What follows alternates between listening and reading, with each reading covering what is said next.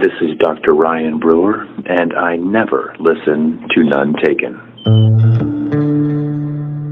Right. And we're live. We are live. We're here. You know what? Speaking of being live and being here, say most of the time, I've been wanting to tell you this. I've said things along this line, but I had this thought over the last week. Most of the time, my favorite thing about doing this show with you is, jumped ahead there. Most of the time, my favorite thing about doing this show is just kind of getting to spend time with you. And I do mean that personally, but I also mean that from the sense of the things we talk about a lot, where it's like, guys don't communicate with their friends well enough. Like it's really nice to be like open and express myself with you, and just stay connected with a friend that, like, I mean, I don't remember the last time I saw you. I remember last time 2 years ago. You. Oh, never mind. Yeah, that's the last time I saw you. It was just an opportunity to give you shit. But yeah, anyways, I mean, it's like, that's most of the time, that's my favorite part about this show. Yeah, it's a good time. Sometimes my favorite part about doing the show is that it's just an excuse to play audio drops in a conversation. What's up, N-word? That's his name was Nick, and he shortened it to in real life, you never really get to do that. You get to sort of like say things that references, but like I have such ADHD. This is like peak ADHD, is to just have all of this. Oh my god, is water racist? Frog protection. Like helicopter bitch. You know, like it's all like right here, and I just ram it right up her anus. Oh, it's kind of early in the show to do that. We're not even in the second minute out of the second minute. Drops are fun. Yes. Drops are fun. Yeah, drops are fun. So for anyone that's curious, that's what ADD really feels like, though. Like, people say, like, I think I have ADD. It's like, well, do you constantly want to interrupt your own self all the fucking time? Things that you'll have to spend 5 minutes explaining just because it makes you feel better internally. All right. Well, let's open up the show with a little audio drop I have for you. A new audio drop potentially. Do we like the musical numbers? Yeah, we do. So this is Trump singing Tequila. Oh, okay.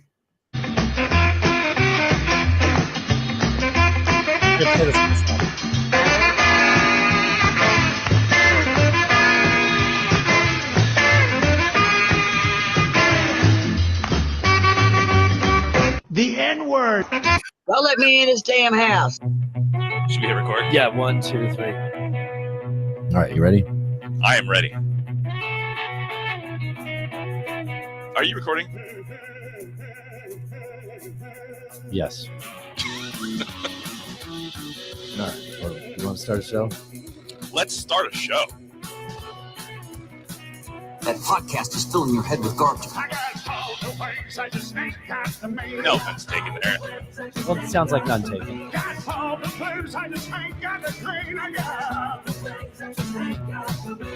Ask your mama, she'll say the same thing. I got all the ways, I just ain't got the means.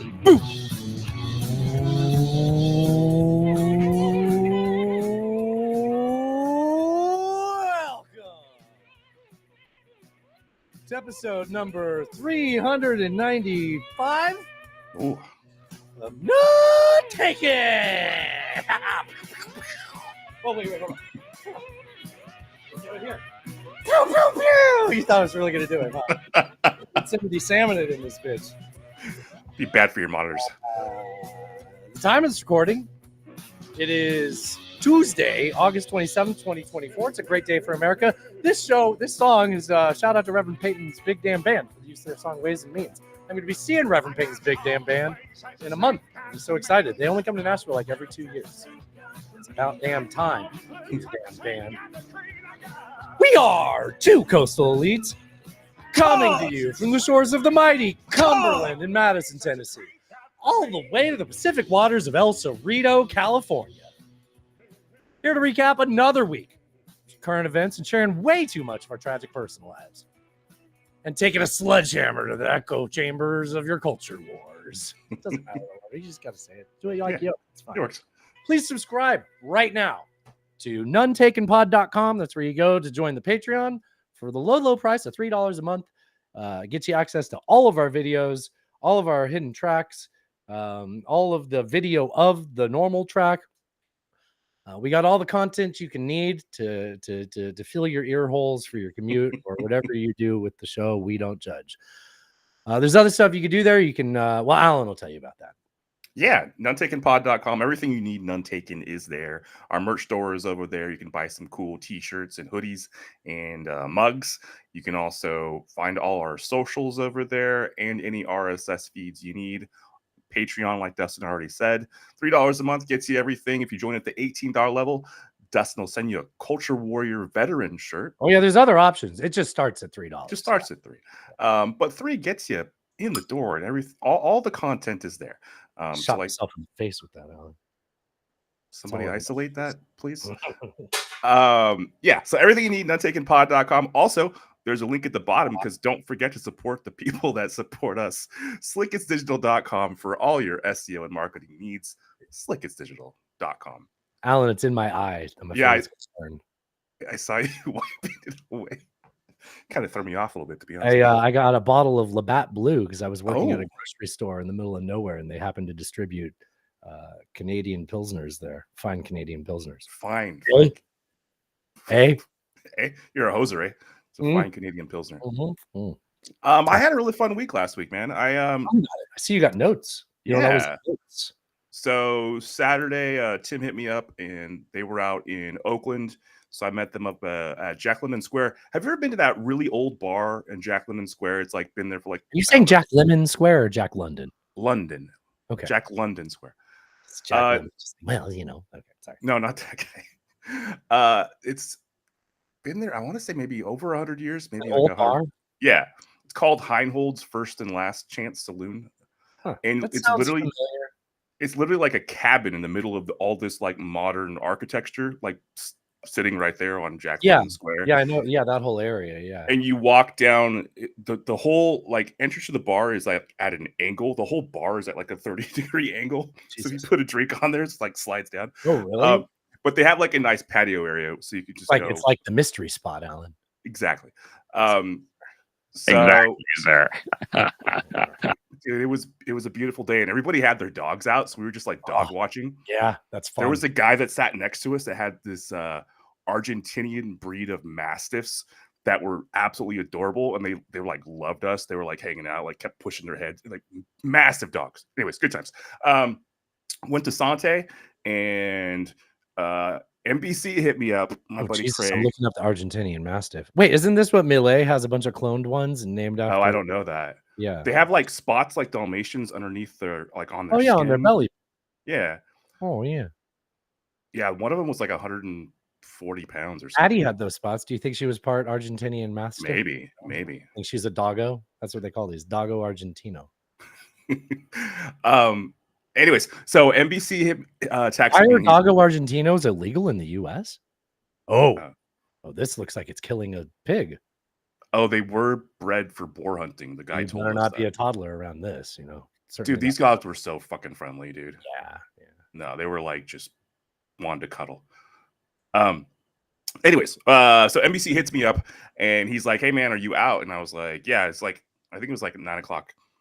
And he's like, "You know, how long are you going to be out?" I was like, "I'll be out for a while if you want to come hang." I was like, "But I'm not doing a 2 a.m. night because every time, yeah, right? You always go to a second location, right?"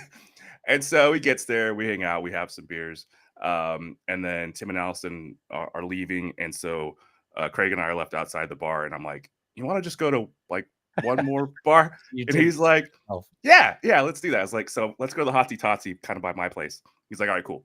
So we go there. And where, you talking about Hotsy on the show is how we found Jerry. Yeah.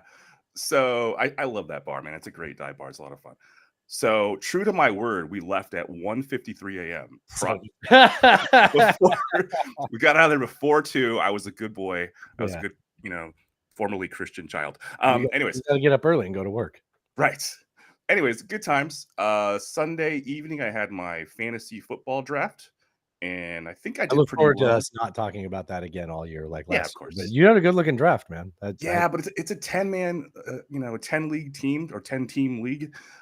So like it looks pretty good on paper, but everybody looks pretty good on paper. You know what I mean? So It's I all don't about know. It's how you manage it and what kind of waivers you pick up. exactly, sir. And we're not doing that. No, we're not. We don't do that. How about you, man? What'd you get? Up to? So Chelsea was in town, better known Oh, as Little Miss Felina. Give her a follow. You perverts probably already do. Her and Tosh. Well, I mean, we just saw her for the wedding last week. Well, you but- told me she was coming out, and you were like super excited. You're like, Well, I "This was is fun." excited because last time she came out, she was getting blackout drunk on Broadway, so I figured we'd be having a lot of fun. She had pretty good control of herself, but we Nice. still had a lot of fun. So she didn't get in until Saturday. She's still in town for a conference. In fact, Natasha's going to go see her at the East Side Bowl for a show tonight. Nice. Yeah, I was like, yeah, get out of here. I'm going to do my show. So the night went like this. So she didn't get there. She didn't get in town till like 3 or something. She didn't get to our place until like 3 on Saturday. And then we went to a few locations. We went to I think Chopper first. It doesn't really matter where we went first. We hit up a couple of bars, but the goal was she wanted to have some barbecue for dinner. But when we went to Chopper, they got that food truck out front, the Mexican food truck. It's like the best food truck in Nashville. So had to have a little bit of food there. We were like, okay, there's 3 flautas in a container. We'll each have 1 flauta. There you go. That'll be fine. And then we go to another place and they have food and they want to get food there. And then we go to another. Oh, we went to, I always want to call it Dino's, but I know it's Dino's. It's spelled Dino's. Bourdain went there when he came to Nashville. So next time you're here, we'll go there. You texted me some pics from there. Looks Yeah, good. yeah. And they sell Frito pies there. And I always assume a Frito pie is going to come in a Frito bag. It's the Frito bag. You put the chili and the cheese in there. Right. No, it's a fucking it was a pie tin filled with Fritos and French fries. Oh. And like it was too much, Yeah. It's like I can't eat all this now. We have dinner still because you wanted good Southern barbecue. I mean, it does help soak up the alcohol, but Yes, a it was bit good that much. it was in our system, definitely. Yeah. There's drinks at each one of these places, and then we finally end up going. I think we went to one more place, and then we went to Edley's and we got to Edley's right before they closed, and they were fine. They still had some dry old food. It wasn't dry; it was good. But it's like you don't want to get your barbecue right before they close. Yeah, no, that's not. It was still really good though. I mean, the meat was tender. We had a lot Nice. left over because Chelsea was drunk and she wanted to pay, so she just kept adding sides. And then the next morning we had that left over for breakfast. Went to brunch actually too. Sunday she wanted to. I didn't get to the point. We wanted to end up at D's because a friend of ours was playing there, and then they had a cool like Western swing honky tonk band playing afterwards. We totally missed our friend's band. But the honky tonk band was really good. They had a sax player in it, which like blew my mind. I'm like, I can play saxophone like this. That's all I want to do now. So I gotta talk to my instructor about how I learned to play saxophone like that. But I talked to that sax player too. That was really fun. Sunday we went to there's a witch cave here in Nashville. What's a witch cave? It's what it sounds like. So there's this bad movie called American Haunting, not American Horror Story. Don't watch it, but Donald Sutherland and Sissy Spacek are in it. So you're almost like, well, those are good actors. No, don't watch this movie. It's just a bunch of screams. Like nothing was actually scary. So Chelsea's really into like witchy stuff. So we drove a fucking hour from the house to go to this cabin, and it's a recreation of the cabin because the cabin got torn down by the last remaining family member that was like, we're getting rid of this curse. They said that witch would talk to them and all kinds of stuff. Like, I don't know, it was fine. Was the movie that you said was really bad? Was it like a found footage kind of thing? Like no, it wasn't that bad. Okay. But yeah. So the cabin's up on the hill, and then when you go down the hill, there's a cave. And it's not really clear why the cave is haunted too, or if it's just like the house is next to a cave. So we might as well talk about the cave too. Sure. Like none of their stories about the haunting in the house really talk about the cave, but that's a part of the tour. And it was honestly, the cave was the best part of the visit. I mean, witch ghosts probably like caves. I would think so. Just assume that. And spelunking in general is fun. Sure. I think that's it. Remember when I think it was on South Park, they said ass spelunker? That was a fun word. That was funny. That sticks out. I would say the highlight of the weekend easily was some family members started sharing pictures from the wedding last week. Mm-hmm. Keep in mind, Chelsea is in the room while Natasha's going through these pictures, and I'll show you the picture. So my wife is scrolling through the pictures, and she stops. So my uncle Bob, like I said, he was posting all these pictures. You know what? Good for me. I didn't save it. I don't have it. You don't have to see it. I'll send it to you after the show. Okay. So my Uncle Bob was taking a bunch of candid pictures from the wedding, and he uploaded them into the fucking like family shared document. The shared gallery. Yeah. So we're going through the newly added ones from Bob, and they're all just candid pictures. It's like this person doesn't know they're getting pictures taken. And then we get to a picture squared up of Chelsea's ass as she's picking a thong out of her wetsuit. I'm like, Uncle Bob, no. Spray him with water. No. Bad Uncle Bob. Bad. No, what the fuck? Like, why are you sharing this in like why? He just did select all and upload. You know, he was, yeah. That's hilarious. Pervert old man, dude. Did Chelsea, did you? So I have the picture. Okay, wait, maybe I have that picture. Yeah, let me send you, I'll show you that picture.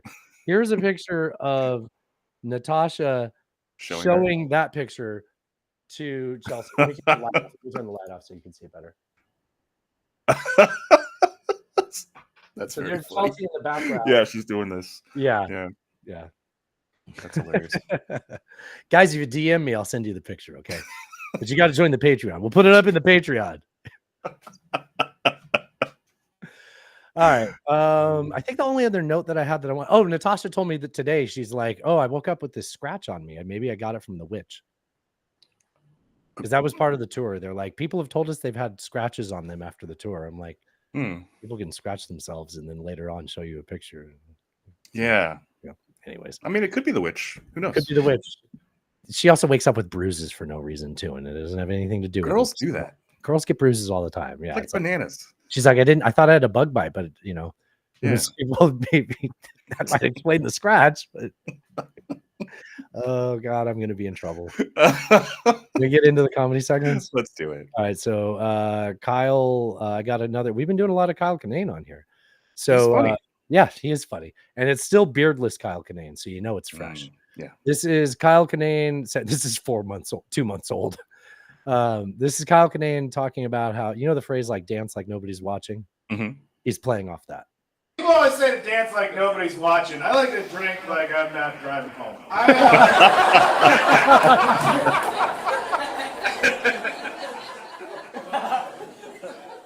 I love drunk driving. I won't do it. I don't do it, you know. But man, if there's a video game or something, like, if The Purge was real, I wouldn't even kill anybody. I'd just have like 5 beers and get on to 26 and like.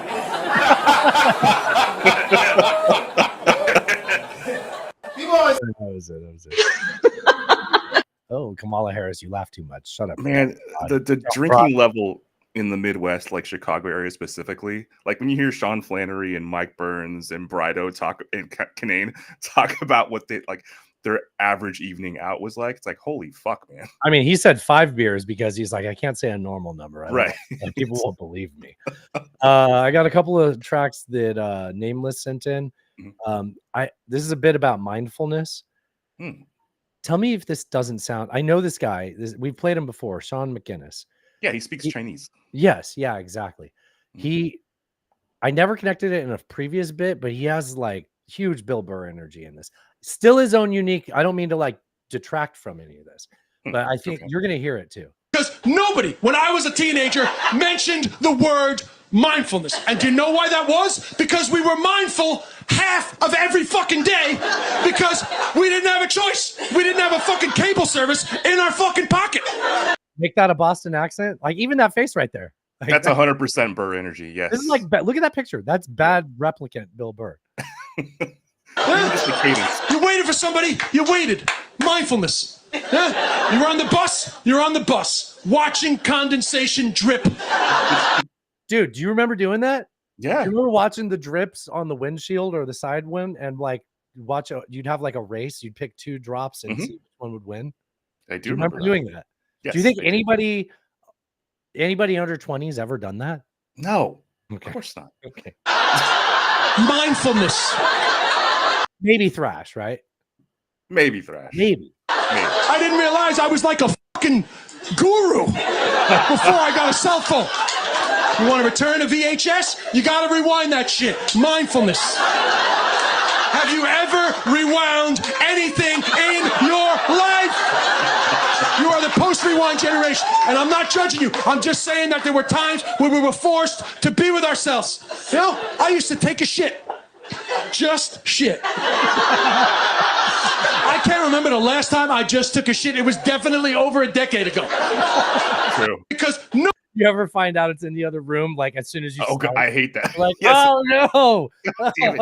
I can't read. I gotta reach for something. I mean, there was whole like bathroom books existed, right? Yeah, magazines. Yeah. I had friends who'd have like a Game Boy in their bathroom. There was like, something called the bathroom reader. It was There like was. somebody's name's bathroom reader. It was like an almanac with like really short little like stories. specific for yes. Yeah, and they'd come out with every year a new bathroom reader. Yeah. Okay. 1 million people sent this in. Thrash sent this in, but so did Nameless. You both get credit.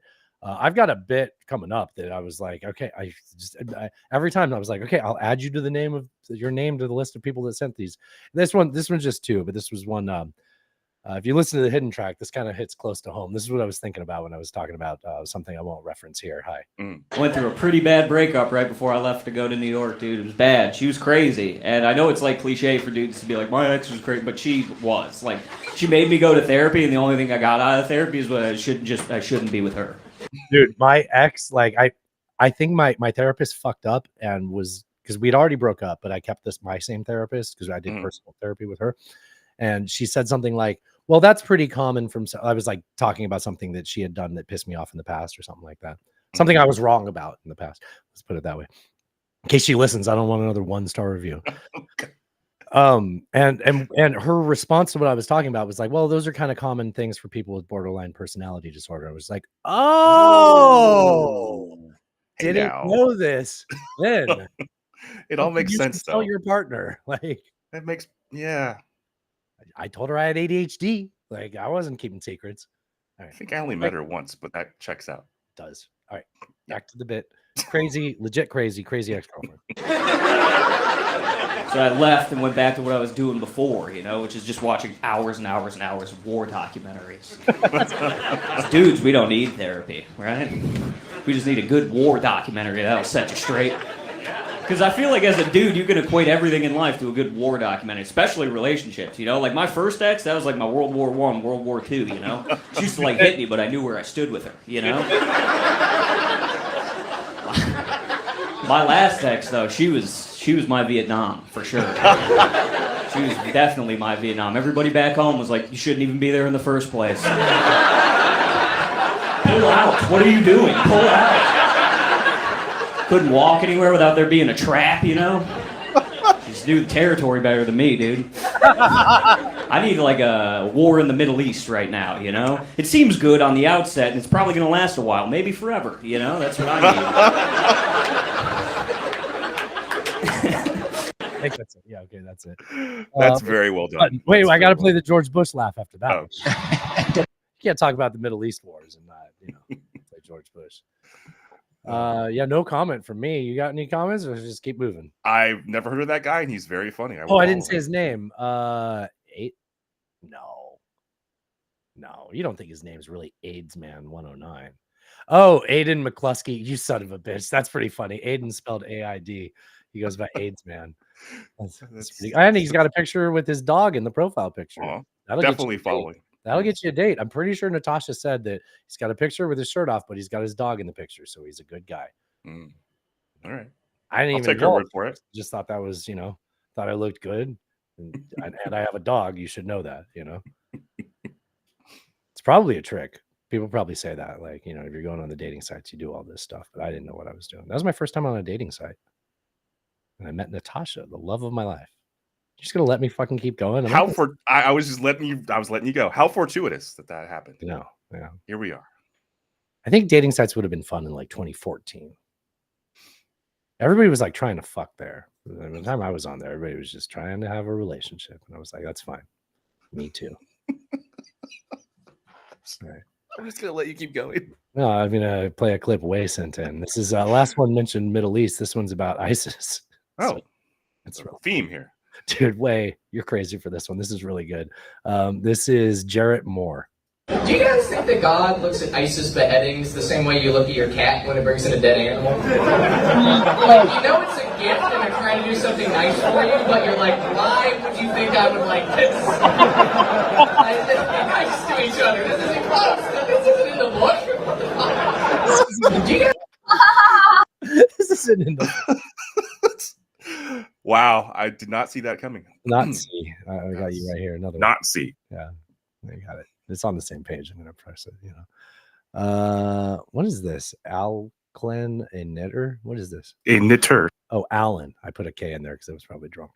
Want to see my dick? Oh, why'd you say all these things? Come pig. Where's the new stuff? I want to play the new stuff. Fucking. Whoa. Whoa, Whitey now. The best. Whitey is the best. I don't know why that one makes me laugh. Natasha's like, I knew the whole time you were just trying to get him to say Whitey is the best. Good feedback on the whole what the fuck's going on with Google, though. Like, that was really weird. That was really fucking If you weird. ask a direct query, you should get Right. the same results. It shouldn't be tailored to your previous bizarre. history. Like, that's Very not bizarre. helpful. No. Yeah, they don't even know. I don't like it. I don't I think like they- it. I don't think they know what their robot's doing. They're gonna have all these might be AIs. true. They're gonna have all these AIs compete against each other, right? Yeah. So if AIs start competing against each other, what do we always say about competition? Like it, creates a superior product or a better price or whatever, right? But if these AIs compete against each other to create the best AI, we're still going to be humans at the end of the day. Yeah, but what if it's just like when you put the two Chinese restaurants on the phone? Okay, all right. You know what? I've got a good bit about that coming up at either the end of how about that or the start of it. Isn't that something? So good point. I still think though, like if you, I feel like having the AIs compete against each other is going to make a super AI that's going to kill us all. Like that is the recipe for it. And the corporations have all the incentives to do exactly what I just said. Like, yeah. And name a time in history. You're going to have to go back to all history, not just written history, not human history, where an inferior intellect controlled a superior intellect. Like I don't think that happens. Generally not. Yeah. I was listening to something today about AI, and they're talking about The British couldn't even control the Indians, Alan. Jesus Christ. What? They're, No, I meant that it was true. They were superior. What did you think I meant by that? they're talking about how we've all heard this, that like the LLMs are running out of data to train on because they've already scoured all the publicly available text on the internet. And so now they're trying to get access to the non-publicly available text. And then also they're trying to convert things like audio, like podcasts or video, into text that they can now consume.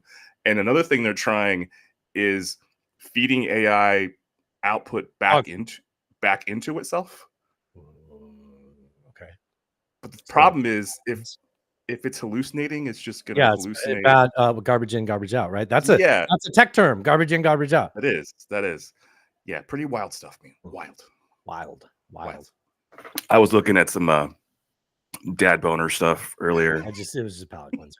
Okay, one more comedy clip, and then we'll get into how about that. This one's one that I found.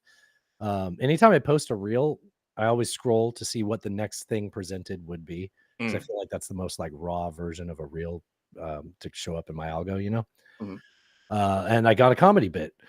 And this is from Dayton Bissett, Bissett. Okay. Dayton spelled like the city where they held the Middle East Accord, Dayton, Ohio. You tell me why that made sense. All right. I'm saving up $10,000 so I can finally hit a construction worker.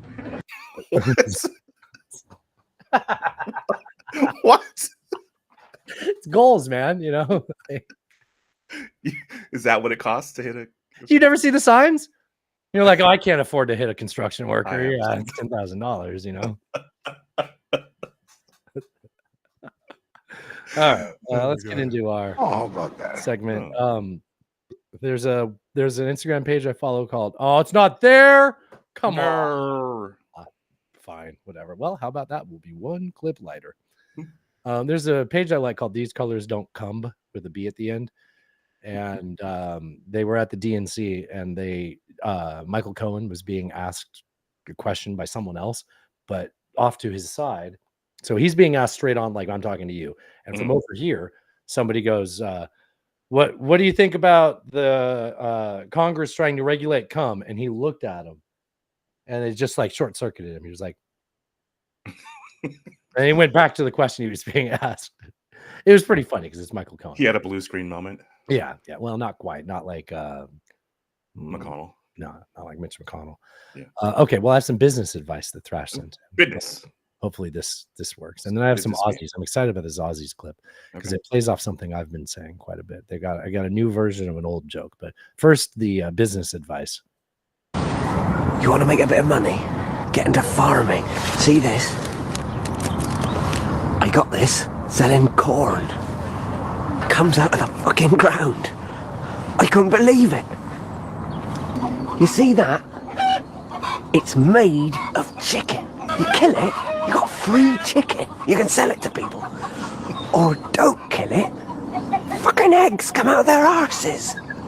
Fucking hell. Why do you think they say arses? Like, Don't know. I never understood that. Oh, you're not like getting away with saying ass, right? Yeah, I think it's just. Oh, is it like a more proper way to say it? Maybe. Yeah, it's not proper. It's wool. Pull it off, sell it, fucking grows back again. You cannot lose. How about that? I think a lot of American farmers might disagree with you. About it being profitable. Yeah. Yeah, I think so too. Okay, that's business advice. Let's get to this Aussie clip. I've been itching to play it. So I think this is a podcast. This is a prank podcast ad. I think one of the hosts is pranking the other, or they don't know, or they're pretending. Okay. I don't really care because it's funny. There's no better reward than Carmen Insider after a long Carmenin. Right. There's a brand called Carmenin. stressful day. Carmen Insider is Australia's favourite way to release tension with free delivery to your front or back door. Yeah. Like some people have back doors, Kyle. Oh, okay. Yep. With free delivery to your front or back door on all orders over $50. You said back door. Brewed for 10 to Dumb broad thought that was the funny part. 14 days in an organic sack. What's with this? What is this shit? No, this is real. It's for the ultimate taste and texture. You know, when you want to just get that texture right. Plus, for your chance to win a major prize of 10. Talk more about the texture. Actually, I'm getting aroused. 10K cash. Tell us how much you love Carmen Insider. Head to Carmen Insider. Oh, come on. Now I've got it. Carmen Insider? Oh, my God! God! CarmenInsider.com.au/win. There's no better reward. Button. No. Natasha's mom says, "Don't play that anymore." No. No. Yeah, how about that, indeed? Oh, thanks. Oh, how about that? Too many buttons, Alan. I still prefer Dixon Cider. Yeah. Dixon should look out because. All right. Anyways, They're no longer in your neighborhood anymore, though. So what? No. Well, I mean, they're in my city. Sure. Dixon Cider is huge in Nashville. all the bachelorettes love it. I've heard this. Yeah. People say many people are saying Dixon Cider is superb. Dixon Cider is preferred to like Clamson, Stixon, Dildos Insider. Dildoson is not as popular as Dixon. I'm doing my best on the spot, Alan. Okay. Dixon is definitely preferred. Yes. There's your yes and I appreciate it. Okay, I got a mishmash of Cody Tucker bits. Person playing acoustic guitar on Lou Reed's Walk on the Wild Side. Oh, I played this because he's going to mention Marvin Gaye at one point, and I have some cool Marvin Gaye news that has to do with something I already took notes on when somebody else died recently. I'm getting way ahead of myself. So David Bowie, played acoustic on Lou Reed's Walk on the Wild Side? Oh, wow. David Bowie. The person doing backup vocals on the Kenny Loggins song I'm All Right is Eddie Money. You know, the famous Gopher song? I saw Eddie Money.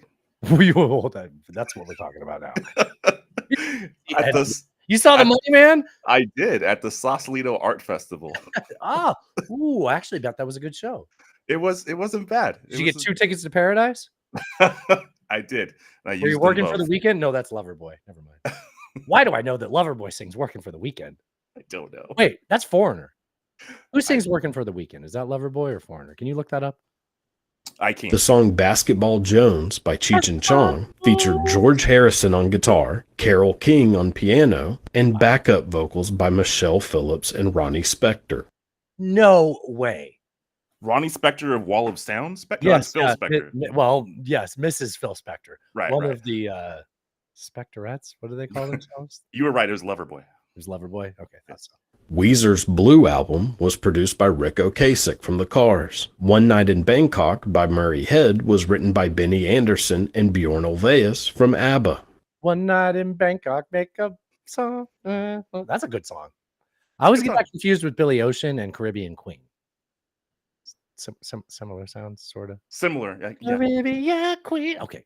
And in 1963, Bo Diddley did a UK tour with Little Richard. The band who opened for them was an unknown local band called the Rolling Stones. After Bo Diddley got back home, he opened a home studio and began producing albums for up-and-coming artists.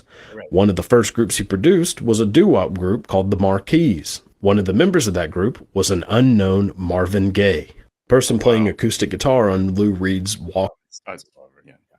Okay. So I already had some notes about Marvin Gaye in the show sheet. So like when things come to me, I just add them to the just asking questions part of the show. And then usually nothing happens and they just live there for months and I eventually delete them. But sometimes I find a way to either like elaborate on it and make it funny, whatever. That's kind of my process. I think that's what stand-up comics do. I should probably try to like be funny for a living, but yeah. I'm sure you can pull that off. So, well, thank you. My ego does not take that compliment well. Thank you. I should accept that. So, Famous Amos died recently. I should have wrote down what his actual name is. There is a real Amos that baked cookies, became wildly popular, and his cookies ended up, by the time me and you were growing up, you know, they were selling them at Price Club. Remember when it was Price Club? I do. When Costco was Price Club. So, Famous Amos died last week. Before he was famous for cookies, he worked for William Morris Talent Agency. Oh, wow.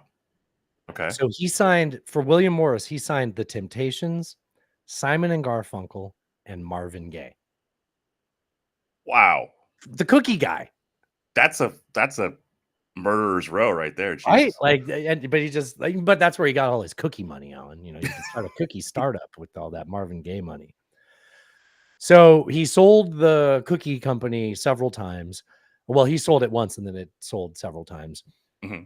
And if you think about it, like when me and you ever had Famous Amos cookies, they were just these crumbly little dry. They were just bad, dry cookies that you bought in a plastic tub from Price Club. Price Club. Yeah. It took me forever to start calling it Costco. I always called it Price Club. So in 1995, the fifth owner was Keebler, and they wanted to bring him back if he promoted it, which he said he would do if they reverted back to his recipe. So I think we never actually tasted what Famous Amos. Oh, we could have had the real shit. Right. Well, so actually, for a period of time after 99, when he came back, they did do that. Mm-hmm. But I was done with their dry, I don't think crumbly cookies, right? I stopped eating these in the 90s. My parents would buy them from Price Club, but I bet they were good then. The guy loved making cookies. Clearly. His passion. Like he really loved it. No word though as to where they're scattering his crumbs. I see what you did there. You did it. His real name is Wallace Amos Jr. He was born in 1936, just died in 2024. And he baked cookies with his aunt to begin with, and that's what. Was her Aunt Annie? Was her name? No, it was Aunt Della, and that's where his love of cookies began. Aunt Della Danger. All right, this is different. Stop it, Alan. Don't purge yourself. Different cookie. Okay, all right. Good one. Oh my God. Somebody in the group chat, I want to say it was Punk Rock Bob Foster. Mm-hmm. He was talking about he shared this video in the group chat about the Peter Principle, and I can't remember if he gave us credit because I know we've talked about it on the show here before. Mm-hmm. But I know for myself personally that the first time I ever learned about the Peter Principle was when we were both managers at Staples together, and you were telling me about it. Oh yeah, it's funny. This came up in a conversation over the weekend, actually. I think we were talking about Jeff at the Napa store, and you're like, "Well, the Peter Principle." So, well, should we spoil it or should we let the guy explain it? Let's let the guy explain it. Yeah.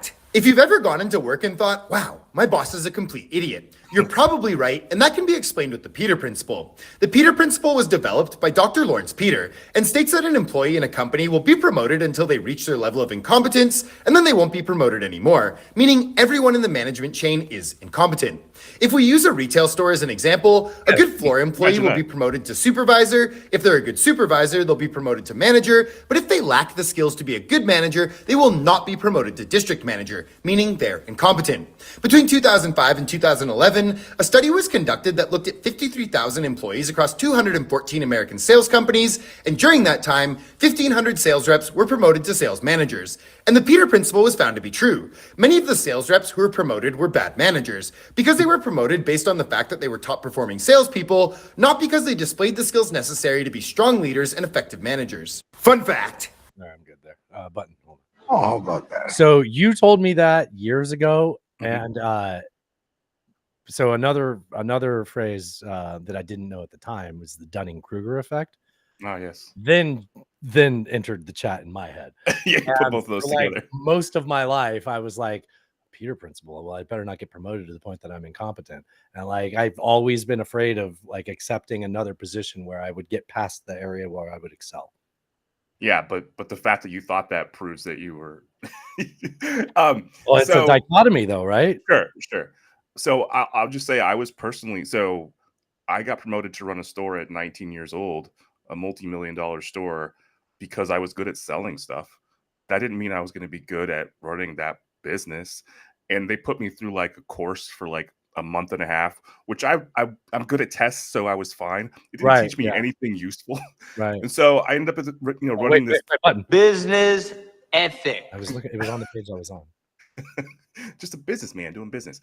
But so, dude, I made so many fucking mistakes. Yeah. That Eventually, was me. Yeah. yeah. Eventually, I figured it out, but I had no business running that business at that point. Like, it was just terrible. But I was just good at sales, so they're like, "Oh, you can sell stuff. Do that." But that the skill set doesn't translate to being able to lead or manage, people below you. It's good you learn that, but like they don't know that when they promote you. Correct. Right. Yeah. Right. Yeah. Peter Principle. Be familiar with it and expand your insecurities. It's a great thing to learn. Greg sent this. That's fine. There's other things he doesn't like his name used during, but he's not one of the other people that we don't say the name of. But no, he's not nameless. No, he. Oh God, kind of wish I was still editing the show. He sent this in the group chat and said, "I'm not worried about AI." Okay. This is what I wanted to talk about earlier when we were talking about AI and being scary. Oh wait, I gotta share it. That's why I'm not good at poker. Like, you see my face, I go, oh, these are aces. Is there no AI model that can answer this really, really simple question? How many R's are in the word strawberry is stumping all of the major AI models right now. So here's ChatGPT's answer. Here's Meta AI's answer. If it's not obvious, by the way, the answer is three R's in the word strawberry. Claude, when questioned, even pushes back and says that it respectfully disagrees, even though it's, wrong. What is actually happening here? The way that large language model technology works today is that before the AI model actually receives your input, before it receives the text that you typed into chatgpt.com, it tokenizes that input. And it makes it easier for the computer to deal with all of this data. So this is an example of the tokenizer that OpenAI uses, and as you can see, here they assign every single word or part of a word to a token ID, so it's to a numeric digit. And then the prediction that the AI model makes is based on these numbers. It's not based on the actual text input. So the AI model never gets to actually see the word strawberry. So when you ask how many R's are in the word strawberry, it's making what us computer scientists call a random frickin' guess. You can actually fix this by breaking down the word strawberry first, and then taking all the letters and asking it the same question. Because when you move all the letters into their own tokens, now the model has way more information. Why is there no AI model that... Yeah, I mean, that's why almost even calling these AI, these current models, I mean, it is a type of AI, but it's not really, it's nowhere near AGI. Do you prefer to call them LLMs because I think they're more LLMs. They're not general AI. Yeah. I mean, G is general. General, yeah. So, I mean, essentially, kind of as she already stated, all they did is just dump a bunch of words. All it is a word prediction device. It's T9 updated. That's all it is. And so, it seems really intelligent, and you can ask it questions. It can give you sometimes useful results, but it can also not know how many R's are in strawberry. So there you go. It's like 2 years old. Yeah, no, maybe probably 3. Okay. There was stuff happening that Still really probably young. wasn't. It's really young. It'd be like looking at the internet in '96 and being like, Sure. yeah, I can't even download porn yet. So like, why would I care? You have to wait for it to load line by line. And it's literally what's happening to me. I'm like, I can't even fucking make it do porn yet. So like, why does this matter? Yeah. All right. Let's get into the next segment. Isn't that something? So this broke. I was looking at the sheet earlier and I thought we were not going to have a very long show, which Alan laughed at. And the second half will be shorter. I do believe, at least. We'll see. My hat got wet and the brim curled up. And oh no! Yeah. Take it to someone and have it fixed. They'll fix it. Press it. I'm going, howdy, man. That's what it's from. There you go. And so I did what. So I decided to use Twitter's power of evil for good, which is every time I open Twitter, it shows me a bunch of outrageous bullshit. And I'm like, well, because at the time the Culture War segment was really light. And I was like, well, let's just see what it tells me the news is. And then it was like Jack Smith. I'm like, oh, I bet Trump motherfucked Jack Smith in the news today. And then I open it up and there was actually fucking news from Twitter. So we'll play this and then we'll chit chat about it. Okay. Breaking news. It's not the film. Filed a superseding indictment in the federal January 6th case.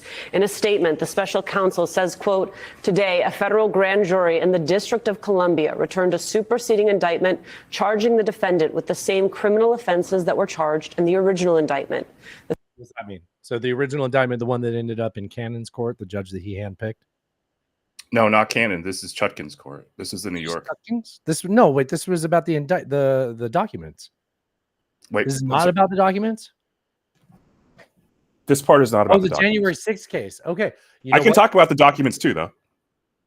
Okay, so I was primed on that because I had heard that they were considering So they had a superseding indictment on the documents case too, right? No, they appealed the dismissal of the case. So that happened yesterday. That was what was living in my brain. Before. Right. Okay. So that happened yesterday. This happened today.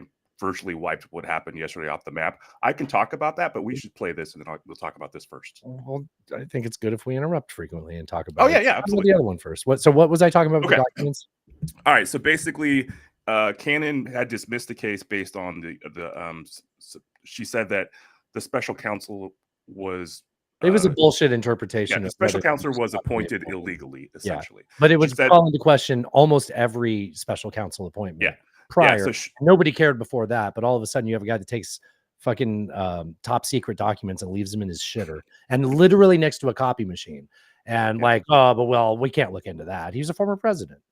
So what she claimed, and he gave me my job. Before that, you want me to go back to being a lifestyle economist in a Latin American magazine in Miami? What she claimed was that because the special prosecutor had not been appointed by the president and approved by the Senate, that he was illegally appointed. Now, special prosecutors have gone back for decades. In fact, something similar to a special prosecutor was used post-Civil War to try people who were on the wrong side of that war. And so there's been a long history.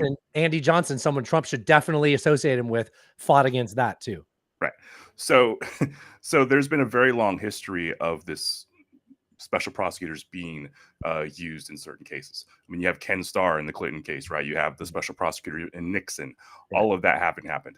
And what Jack Smith asserts in his, appeal is that, hey, like, if you really are going to say this, that the AG has no power to appoint this prosecutor, then how do they have any power at all? Because most of the people they appoint are not approved by the Senate or the president.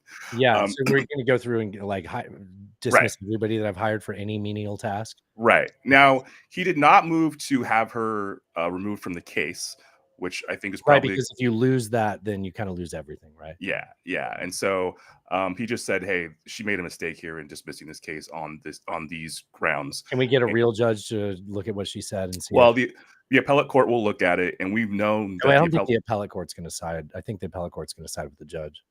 I don't know. They've smacked her down before. Yeah, So- but when I listened to Lawfare talk about it, they had some long-winded reasoning. Oh, I didn't listen to that. No, it was several weeks ago. They haven't Oh, done okay. it this week.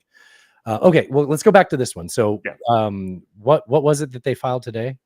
So this was a superseding indictment on the January 6 charges. So remember, the January 6 charges were filed in New York. That's Chutkan's court. And when the Supreme Court decided they would take up the case of presidential immunity, the Chutkan's court said, hey, we're going to wait to see what the Supreme Court says and then determine whether or not, what we're going to do going forward. So we had the presidential immunity case from the Supreme Court where they ruled that essentially the president had an incredible amount of immunity when he was acting in his executive role. And you had to differentiate between when he was acting in that role and when he wasn't. And basically they put it all back on the judge and we're like, okay, you need to go, essentially line by line through these indictments and decide which of these. This is the one I was saying could have a mini trial if they went through all the things that. Yeah. And is that what's happening now, or is it? Do they kind of take it a step in between there and the? Original? So essentially, what Jack Smith did was like, "Hey, I'm going to do your homework for you, Judge. I'm going to file a new indictment. We're going to charge the same 4 charges, but I'm going to take out all the stuff that I think the Supreme Court ruling says is invalid." That comes up in this. The superseding indictment, which was presented to a new grand jury that had not previously heard evidence in this case, reflects the government's efforts to respect and implement the Supreme Court's holding and remand instructions. Let's bring in MSNBC legal correspondent Lisa Rubin. Lisa, what more can you tell us? Well, Alicia, I can tell you a couple of things. One is that the Department of Justice, or rather the Special Counsel's Office, in bringing today's superseding indictment, didn't change any of the actual charges against former President Trump. They remain identical to those on the original indictment, which was filed a year ago, or more than a year ago at this point, in August of 2023. But we are already seeing, just in I remember that. I was sitting on the toilet. I was like, my phone's blowing up. comparing the number of sheets of paper, the original indictment was 45 pages long. This is 36 pages long. That's what you were saying, right? So it's like it's the same charges, but they're saying, I'll do your homework for you. I'll get rid of all the things that the Supreme Court has since said he's immune of. Right. And I will focus the indictment on the things that you said specifically you can actually charge him with. Exactly. Okay. I'm going to quit playing this and we can just talk. Okay. So, all right. So the Supreme Court was very clear about one thing, which was his interactions with the DOJ were completely off limits. They were completely so that's all dropped. That's part of the 10 yeah. So the Jeffrey Clark, thing where he was trying to figure out a way to override the election, which is worth talking about, but apparently he's allowed to do that. No, right. He's not allowed. It's just you can't talk about it. He can be a criminal and he won't. Right. Okay. Yeah, because that's as part of being the executive, he has to be able to. That's we're splitting a hair on. It's not that that's okay. It's that you can be guilty of that and not be charged with it. Right. And actually, I don't mind that interpretation of the law so much, as in, I could see ways that could be spun where in different situations where I would be upset about it. Yeah, but you forget, I want every president to be charged. Sure. I'm like, all right, so no, like yes, Biden, yes, Harris, yes. So they cut all that out, all the DOJ stuff, all the DOJ stuff, all the stuff with Jeffrey Clark gone. However, and what he did was not only like change the the bullet points essentially, but he also put explainers in and said, this is why I think this still qualifies under the Supreme Court's ruling. So Twitter. So everything he posted on Twitter, what he points out. For example, they said that's public, or what are they like public forums or whatever, right? So what the new superseding indictment points out is that, yes, Trump did post things in an official, like as the official executive member, right? Okay. But he also posted things that were not. He posted things that were about come to this rally on January the 6th. That's he's acting as a, so if you say this is downstream from that's candidate stuff, that's okay to charge against. Okay. Yeah. Also, the January 6th speech, he left all that in because he said, look, that rally was paid for. That rally was paid for and built by private. It wasn't built by the executive, right? So it was the Stop the Steal, Stop the Steal, and those people, yeah, Ali Alexander, and all that. Also Pence. So we talked about this before. So he left the Pence stuff in because he said, Pence was acting as president of the Senate, and so he's in the legislative branch, so that the executive has no power over that. So they left all of that in. Whoa, that's clever. Yes, because initially that sounds like businessman doing business. But yeah, no, they left that in. Also, just another thing to point out is that this is not the same grand jury that indicted previously. This was a new grand jury because that grand jury had already done their time. Right. So they have a new grand jury. They didn't call new witnesses. They just had an FBI agent come in and read what had already been testified. But that's not forbidden fruit. That can be no, because that had been admitted to the court, right? So that was already done. But the thing is, so this new grand jury had no priors, right? So you can't say that they already had decided that one way or the other. You didn't get people who were like, yeah, I already agreed on this. I already said that. Wait, so did those people agree and that allowed these charges to be filed, or did they? The new grand jury has to allow this indictment, the superseding indictment. So the indictment was filed because the grand jury agreed with the evidence that was proposed to them, or okay, so it's already past the grand jury phase. Yes. Oh. So now I knew I could ask you questions today. I didn't know. I purposefully didn't look into this so you could talk. Yeah. So now it goes to Chutkan, and then Trump's defense is probably going to appeal this. It could go all the way back to the Supreme Court potentially, but that's where we are right now. You want to hear what Trump said? Sure. Always been very clear that the documents case, it's a hoax, is nothing but an election interference scam. It's a hoax. We're good there. It's a hoax, Alan. They, all those pictures of my documents in my bathroom next to the copy machine, the flooding of the pool and the servers and all that. What a hoax! What a hoax! Yeah. Those are the words of a man that's lied an awful lot in his life and thinks it's just easy to keep lying. Get away with it. Yeah. Or like a fifth grader. Like these are words that a fifth grader would use to get away with things. It's like, I can see the chocolate all over your face. Like, I know what you did. All right. Well, that was a nice little tidbit. Before that, the entire Isn't That Something? Oh, button. Isn't that something? The entire Isn't That Something was going to be election news. And it reminded me, we used to do like cool science stories and stuff here, but that was before we split the show up into the headlines too. But we will get back to that. I miss talking about that more in the Isn't That Somethings and stuff. Yeah. But it is also crunch time in the election, and there's only so much time in the show. So sure.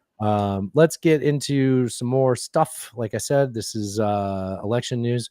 This is the New York Times following up on something we've talked about already. So remember when we talked about how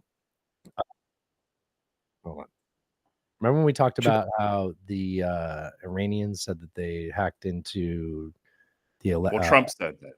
Thanks. Can you pat? I was trying to pad while I got the video. Yeah, no, actually, so I listened to this episode and I thought we covered it really well. I think they had some more information. Dude, the first half of this episode, I'm like, why are you even fucking talking? You're not saying anything. Like, we covered this in a few minutes on our show. And it's like the second half after the commercial breaks is when they actually got down to the meat of it. Well, they had some information that wasn't publicly available when we talked about this, which is they actually had the details of what was distributed that was hacked, which we didn't have any idea what was in there. Just sort of a little bit of the consequences of it came up in the second half of the show, and that's what I put in here. So out of fear of you spoiling that, I'm going to hit play. Okay. In the past couple of years, we have seen a huge explosion in ransomware, but it's not hard to imagine a ransomware attack that was aimed at locking up a state's ability to go sign up new voters. Right? And that then raises the question, did something happen to the registration? Do they literally have a thing in their like audio system where they're like, if you don't make a noise, people are going to forget there's a second person in this conversation? I know I interrupt a lot, but I don't just go, make sure we get that in there so that they know that the second person didn't walk out of the room. During that hack or around it. So that question, did something happen to the registration during that hack or around it? So that when you go to vote, Michael, they look and say, well, this is very interesting because you're voting in New York, but our system shows you moved to Arizona a few months ago, right? Or we think you're double registered someplace.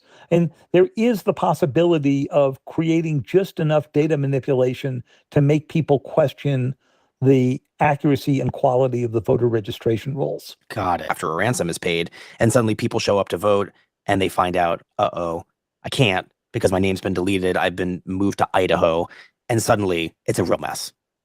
What you've described is the outside scenario where they lock things up and they manipulate the data. But you just I spliced some of this together so it would sound better. So Mhm. like, do you get in the example? He's giving an example of the real world effects of a ransomware attack on the rolls, right? The voter registries. voter and- registrations.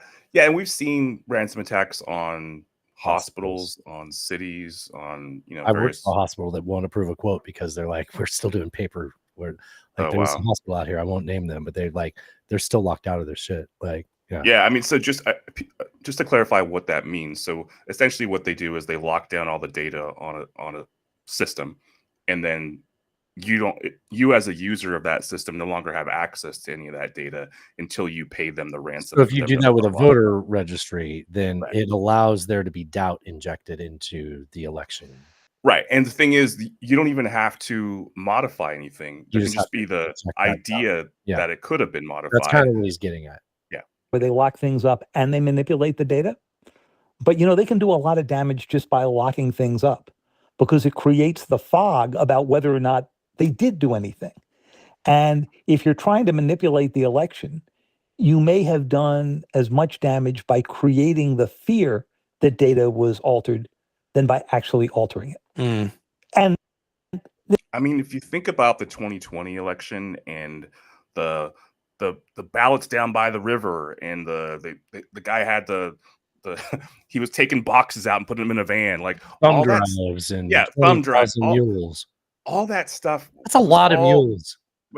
It was all smoke and mirrors, right? Yeah. But imagine if you actually had a real attack. Yeah. Then the amount Like if you of, didn't have to make something up like they did Yeah. in 2020, you could Yeah. actually point to an that could actual hack. be Yes, which was chaos. the last 5 seconds in the clip was basically saying what you just said very well. Like this benefits Trump. This is he's been sowing the seeds of doubt in this election in all of his rallies. He's been so sowing the that- seeds of doubt in elections since 2016. I mean, Yes. let's be honest. Yeah, no, absolutely right. Yeah. Yeah. So he keeps mentioning vague references about voter interference and voter rolls, and Yeah. you got to watch it, and it's too big to rig. These are all phrases that I hear because I pay attention to them. That like they're just waiting for an opportunity, and then they're doing some things to kind of put their thumb on the scale when it comes to creating those opportunities, which comes down to what's been going on in Georgia. Did you listen to that New York Times episode? I did. So I don't have a clip from that episode. I have this clip from today, which The is Georgia State Election Board arguing that its efforts to alter the state's election certification process were illegal and could create chaos on election day. so the Democrats, the DNC and the Democratic Party, which I guess are two separate entities, are suing the Republican, or excuse me, are suing the Georgia State Election Board Georgia State Election Board. arguing that its efforts to alter the state's election certification process were So they're altering the election certification process so that the county election supervisors Mhm. have the ability to challenge their county votes, which like if you don't know anything about Dick, you'd go, well, you should be able to challenge things. You better make sure there's integrity. I totally get that. That's what they're playing on. The fact that you might think that is what they're playing on. That job, your job at that level is to say this number is beyond a certain percentage, therefore this person is won. You are simply objectively interpreting a number and passing it on. If you think there's fraud, you can go and mention that independently. You should, in fact, mention that independently. But what you shouldn't do is stop the entire process, create this doubt that can be leveraged by because just hypothetically, we might have a fucking scumbag con man that is counting on that. And perhaps if you have 3 of the 5 people that make up the state election board that are loyal to Trump and get named by him at rallies, which is true in Georgia, 3 of those 5 people are Trump devotees, and he calls them out at rallies by name. Right. That might be a situation where that state is in question, which my takeaway from that is that really sucks. It's like watching a football game. The other team's cheating, or they know your signs or something like that. And you're like, God, we got to beat them good enough to overcome that. Like Georgia has to basically be off the map and you still got to win. You know what I mean? Yeah. And so there's a little bit more on this. I don't know. I'd rather hear what you're saying first. So there were only 2 people who were Trump devotees on that 5-member board. And they However, they pressured the other 3 to quit. yeah, they pressured the other one to quit, and Yeah. then they installed another person who was also a MAGA person. Yeah. And so essentially what that means is that anybody in any county can raise their hand and say, I think there's something fishy here. It doesn't even have to be like, they just say like, something It doesn't have smell to be verifiable. You just have to say, Yeah. I'm not going to sign this off. Right. And so what if Without that happens, justification. then you push that certification beyond the deadline for those votes to be counted, and now the whole process is in chaos. Yes, exactly. Which again, like, who's the chaos candidate, right? Like this is benefits Trump, and you guys are aligned with Trump. So like it's not like it's too transparent to be like, I'm actually concerned, because I'm concerned about voting, election integrity. I am. Sure. But You like should be. not to the point that not to this point, right? Like not to the point that I like have like you should bring up these cases of fraud that you suspect. People will look into them. In fact, they looked into all of those in 2020. You know what they found? Republicans cheating. Like that's what they found. Like Yeah. They went to court over many of them and lost. and there was like bets made by different politicians against politicians in other states if they can prove anything. All it ever proved, with people with an incentive because of these bets, all it ever proved was that Republicans were cheating. So Brian Kemp, the Republican governor of Georgia, has asked if he can fire these 3. He's asked for legal advice about how he can handle these 3 election board officials that have been singled out and praised and seemingly appointed by Trump. We'll see what's coming from that. But it's important to point out that all the words I said in that sentence, Republican Brian Kemp, Republican governor, is trying to look into what he can do to make sure that his state doesn't have a corrupt elections board. Yeah. I mean, there were people in Georgia who kind of held it together last time, right? And Arizona too. It was Brian Kemp. Or no, it was Raffensperger. It was Raffensperger. Yeah. Who's still there? We've seen 11,768. Just one more than what you have. One more than what we have. Yeah. They're specific. Like, wow. I when I first heard that episode of the Daily where they were talking about that and the issue of it prior to these lawsuits, I remember feeling concerned, and my takeaway was, well, if you don't want Trump to win, you got to win by more than whatever Georgia's votes are. Yeah. I'm less concerned about it hearing this because it reminds me that their fuckery is so in the open and so predictable that it's being called out prior to them being able. It's not subtle. It's not. Yeah. Not subtle at all. Like a bunch of fart joke comics, right? Yeah. I got some polling updates. This is kind of niche. Buzz on Bob Seska's show was talking about a right-wing site. I think it was called like Red State. So, but the reason this is interesting is this is coming from a right-wing source.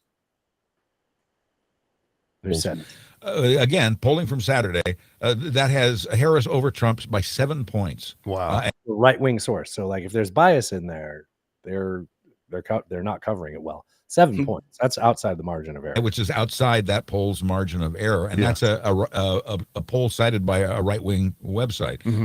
Immigration shows this poll is no longer something Trump can use against Harris. Remember, that was the thing. That was like the number one issue people were talking about months ago was immigration, which tells you a lot about how well things get memed and then how people's attention span moves on, right? Right. And it's like Republicans moved on to the economy and Bidenomics, things like that. This conservative-leaning poll, immigration ranked 4th among. The other reason Republicans don't talk about it as much is because immigration numbers are at like record lows in recent history. Yes. Voter priorities, with only 10% of likely voters choosing immigration as their number one issue. So, honestly, I care about it. Again, like I really do. I can't ever imagine that being my number one issue. Like, no. Yeah. I think that, having a bipartisan immigration bill would be a good thing to have. And we have. I agree. And if we get Trump out of the fucking picture, we can put that through. Get it signed. Yeah. I guess the thought that pops in my head when I hear that polling data is, well, what if they want to rile up the base and say, look, we're losing by a touchdown. We got to get in the game. I don't know. Well, that's going to happen. I mean, there's 70 days as of today before the election. Yeah. 70 days before the Supreme Court decides the election.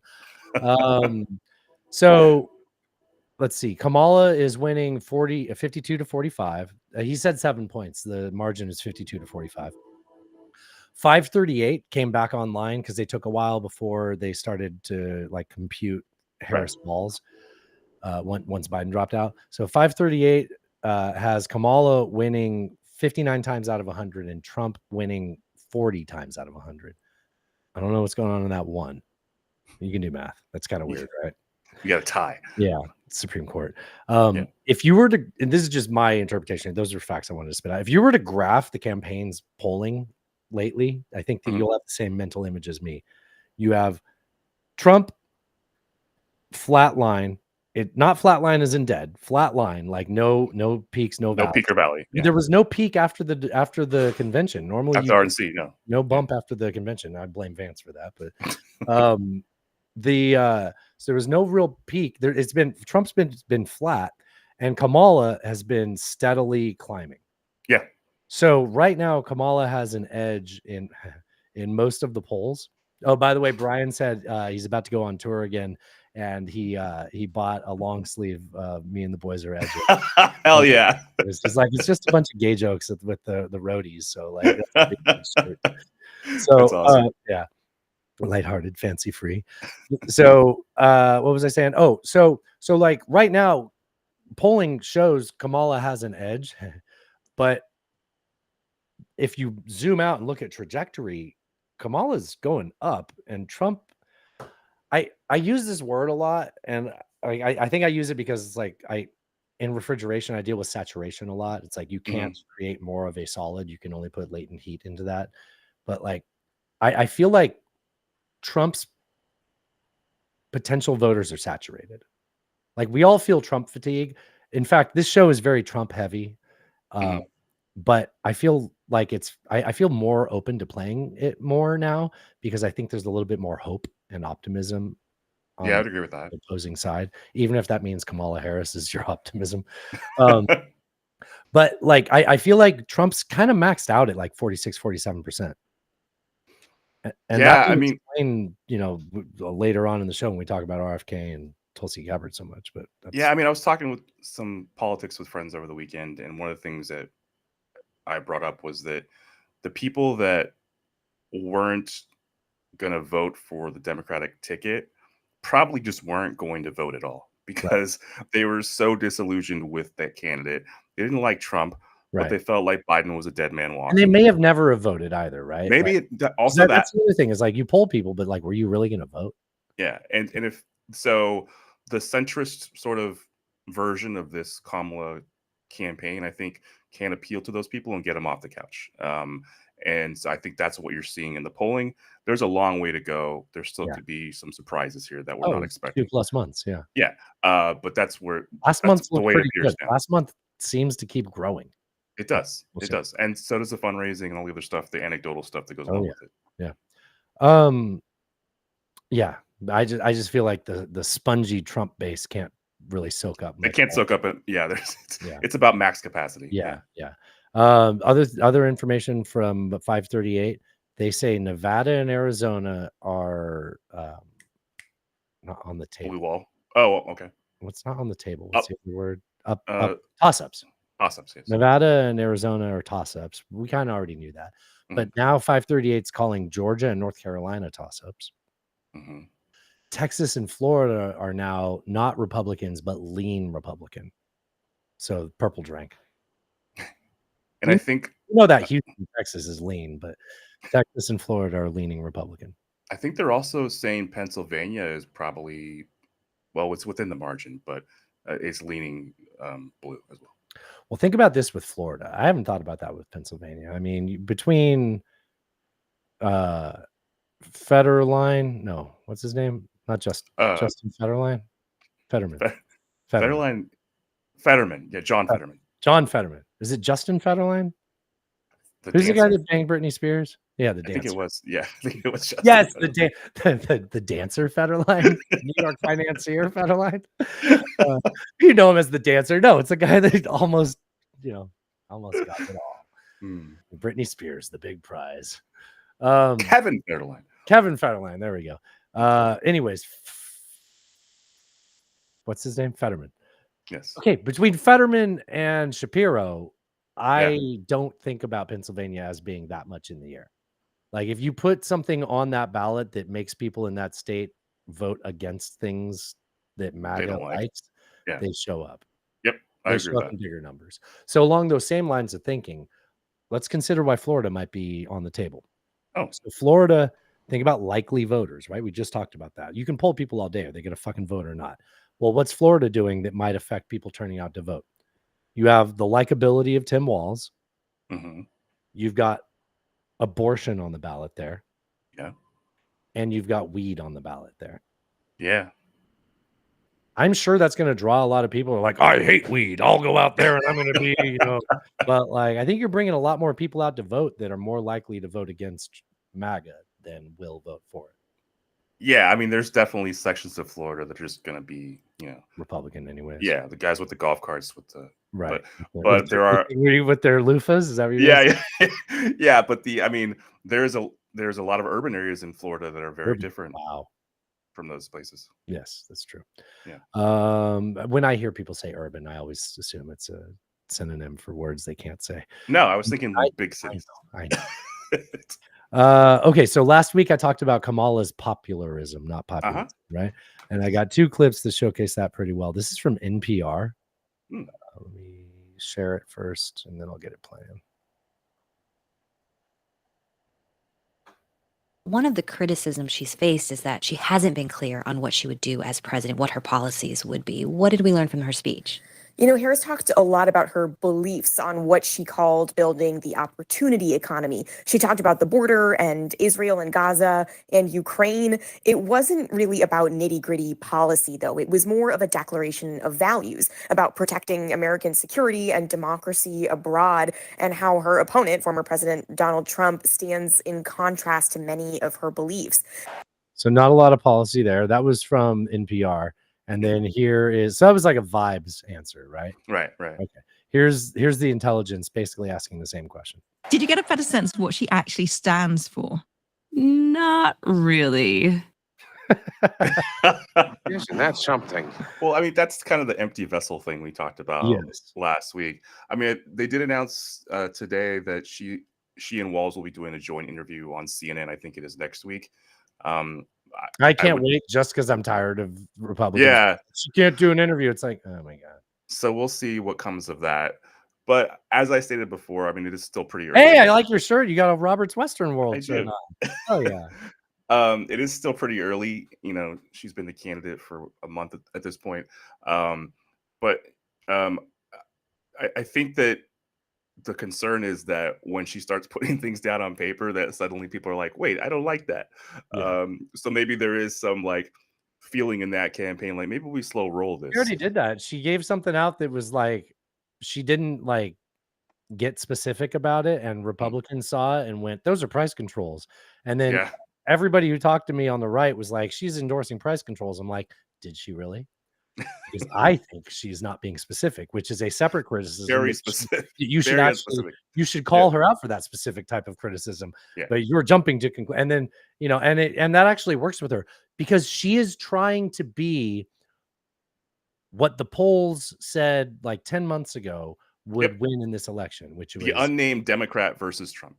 so she's like, as long as I keep myself as hypothetical Democrat, I can win.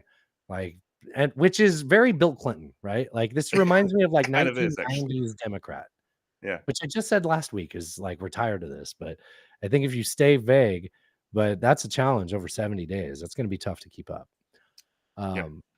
But you know what? Trump's got just as much problems with getting specific about things. I got clips in the second half. He gets low energy when he starts talking about policy. He likes his rallies to be like big red meat for the base, right?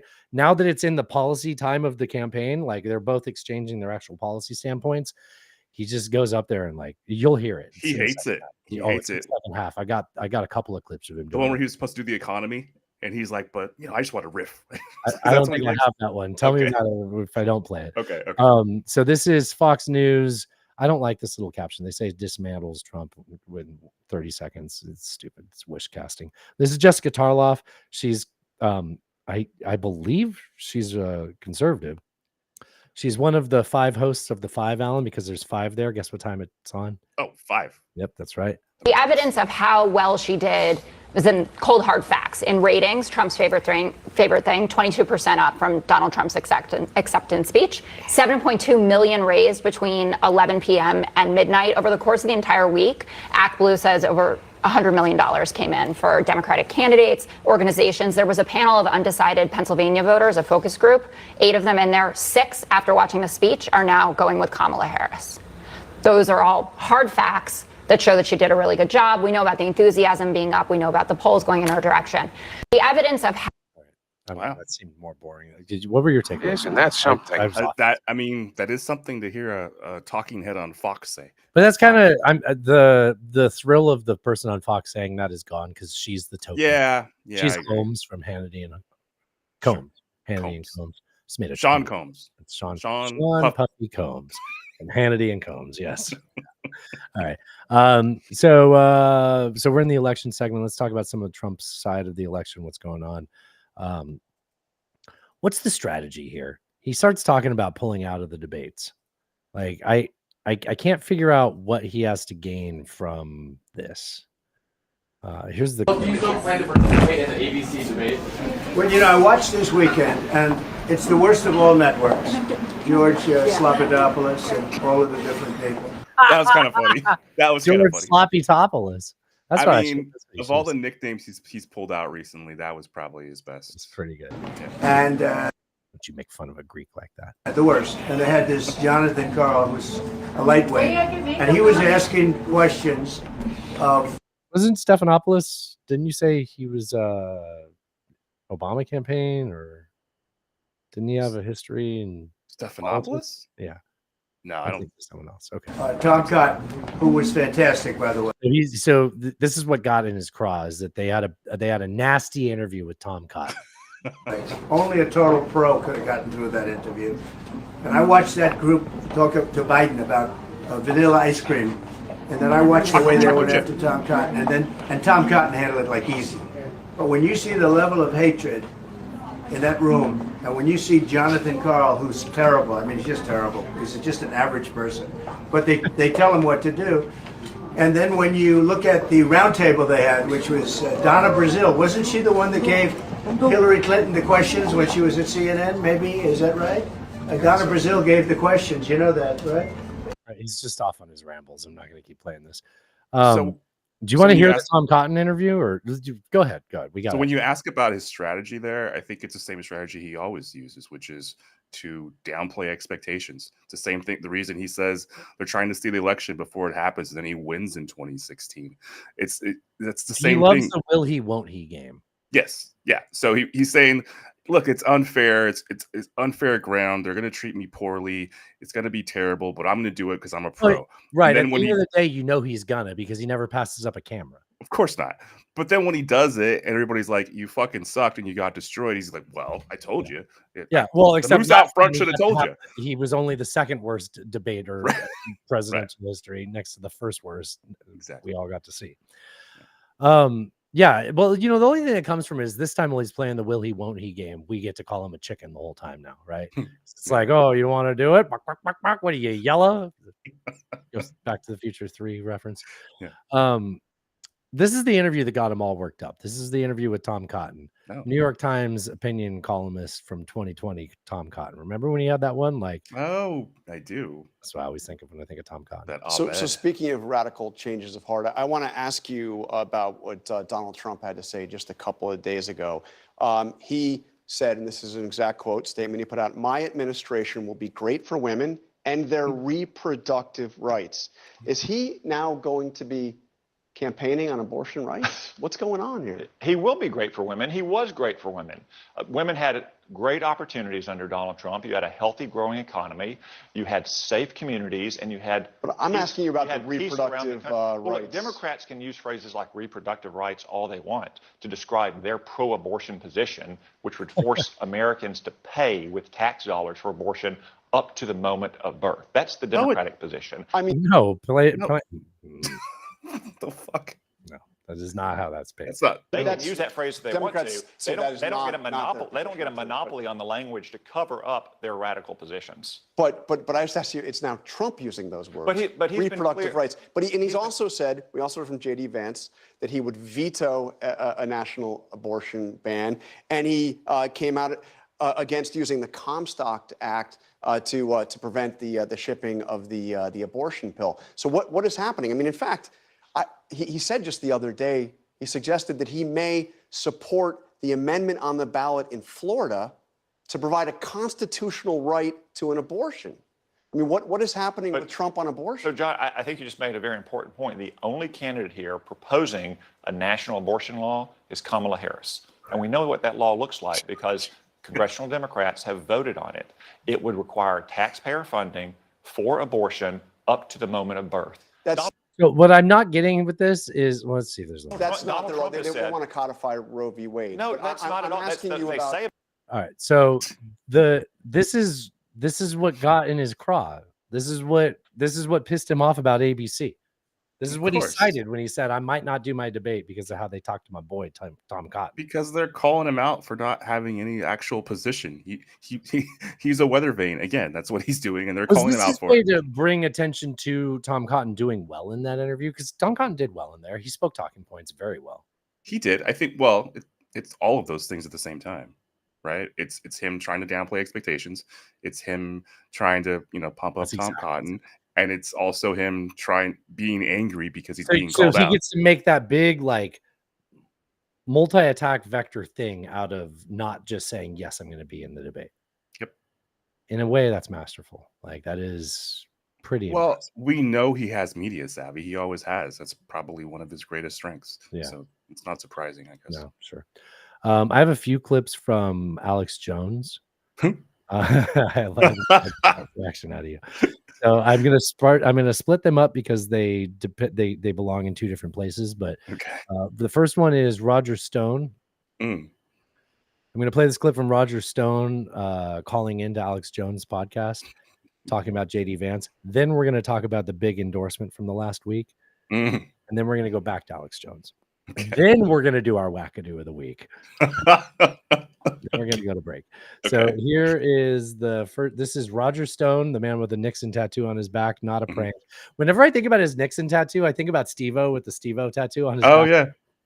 All right. He didn't lose a bet or anything. He did it on purpose. Really would be a contrast between two completely different political. So he's talking about the vice presidential debate between Harris and Walz. And Vance and Walz. Between Vance and Walz. Yes. Really would be a contrast between two completely different political philosophies.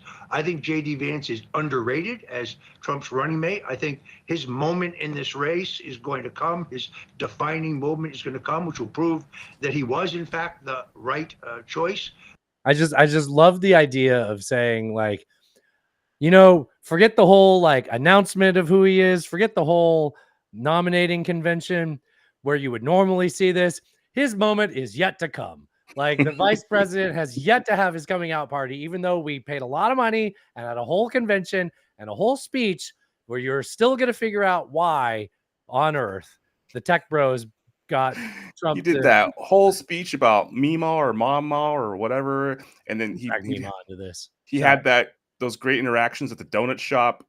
Clearly, like, this is a quality candidate.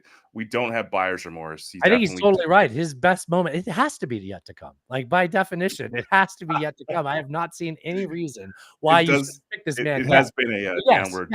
Yeah. Like, anyone who believes in anyone. I mean, this guy got elected for a reason. He obviously has some ability, but he's getting derailed by couch fucking and like donut interactions. Like, he just can't get past it. His moment has to be yet to come. I mean, guess what? Atlanta. No, that's not it. Guess what? Guess what? That's it. Guess what? I'm sorry to everybody out there that I've put that sentence into their brain. It is such a fucking brain worm. I have so many listeners be like, someone says, guess what? I have to say, come. I had made Natasha say it in front of Chelsea, and then she looked at her and was like, we can't explain this. Okay. So yeah, let's get to the big endorsement of the last week. That's right. You got it. Tulsi Gabbard decided to put her full I want to bring the conversation. candidacy and wait, no, she hasn't been a candidate since 2016. Tulsi Gabbard says she endorses Donald Trump, full-throated. Oh, imagine that. Oh, full-throated, Alan. Full-throated. I mean, this. Yeah, kind of like that. Let's go back in time to 2020. That's what I meant to say when she was a candidate. What you talk about how Elon endorsed Trump full-throated, or Nancy Reagan. You were going Nancy Reagan. Yeah. Okay. Anyways, so I don't mean to objectify these women, Alan. These women. Is that what it sounded like? I was objectifying these women. I was objectifying Elon Musk and a dead first lady. So Tulsi Gabbard came out and said, she had a whole press conference. I'm not playing you anything from that. Yeah. Tulsi Gabbard came out and said that I, in fact, am not endorsing Kamala Harris, which was in the list of things that would not make the news is the woman who's famous for this interaction did not endorse the other side of this interaction. So this is Tulsi Gabbard debating against Kamala Harris in 2020. I want to bring the conversation back to the broken criminal justice system. This was the moment where I thought for sure we were never going to have to hear about Kamala Harris ever again. That is disproportionately negatively impacting Black and brown people all across this country today. Now, Senator Harris says she's proud of her record as a prosecutor and that she'll be a prosecutor president, but I'm deeply concerned about this record. There are too many examples to cite, but she put over 1,500 people in jail for marijuana violations and then laughed about it when she was asked if she ever smoked marijuana. Be careful. She blocked evidence. She blocked evidence that would have freed an innocent man from death row until the courts forced her to do so. She kept people in prison beyond their sentences to use them as cheap labor for the state of California.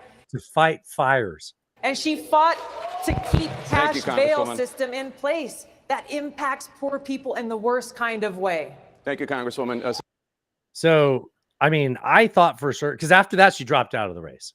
And then she was out of the race for a long time. And then Biden's like, I'm going to pick a non-white woman. And we're like, well, it's not. There's two of them, and they're both on the screen here. And I know it's not going to be Tulsi.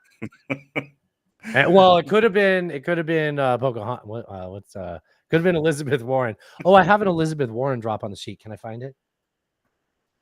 Fat broads and horse-faced lesbians. Elizabeth Warren. Yeah, not shocking at all that Tulsi endorsed Trump. By any means. Not at all. Yeah, and whoa, that's going to really move the needle, right? Oh yeah. Tulsi Gabbard, who has only spent her time as a Democrat. I love Tulsi Gabbard. I should say that before I say any of this. Like, I was a huge fan of Tulsi Gabbard. I wanted her to be the Democratic nominee in 2020. I thought she could have beat Trump if she was. I think it's a stretch that a member of Congress was enough to make it to the presidency. But I liked her the most out of everybody that was on that ticket because I thought she was an outsider and a change candidate, et cetera, et cetera.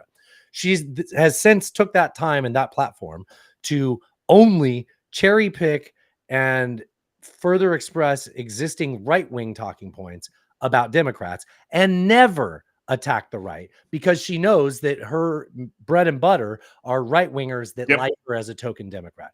I totally get that, but it's audience capture. And I stopped treating her seriously when she seemed like a non-genuine person because of that. She lost all credibility to me. Everything I liked about her gets lost when that's who you are. Yeah, her credibility was completely shot up. So who on earth is in the center and is going to vote for Kamala Harris because she happened to have endorsed her, or vice versa? Who of those people wasn't already voting for Trump? You know what I mean? Right. Yeah, she's not bringing anything to the table. Either direction. Yeah. Let's move to the real endorsement from the week that you all have been waiting for us to cover.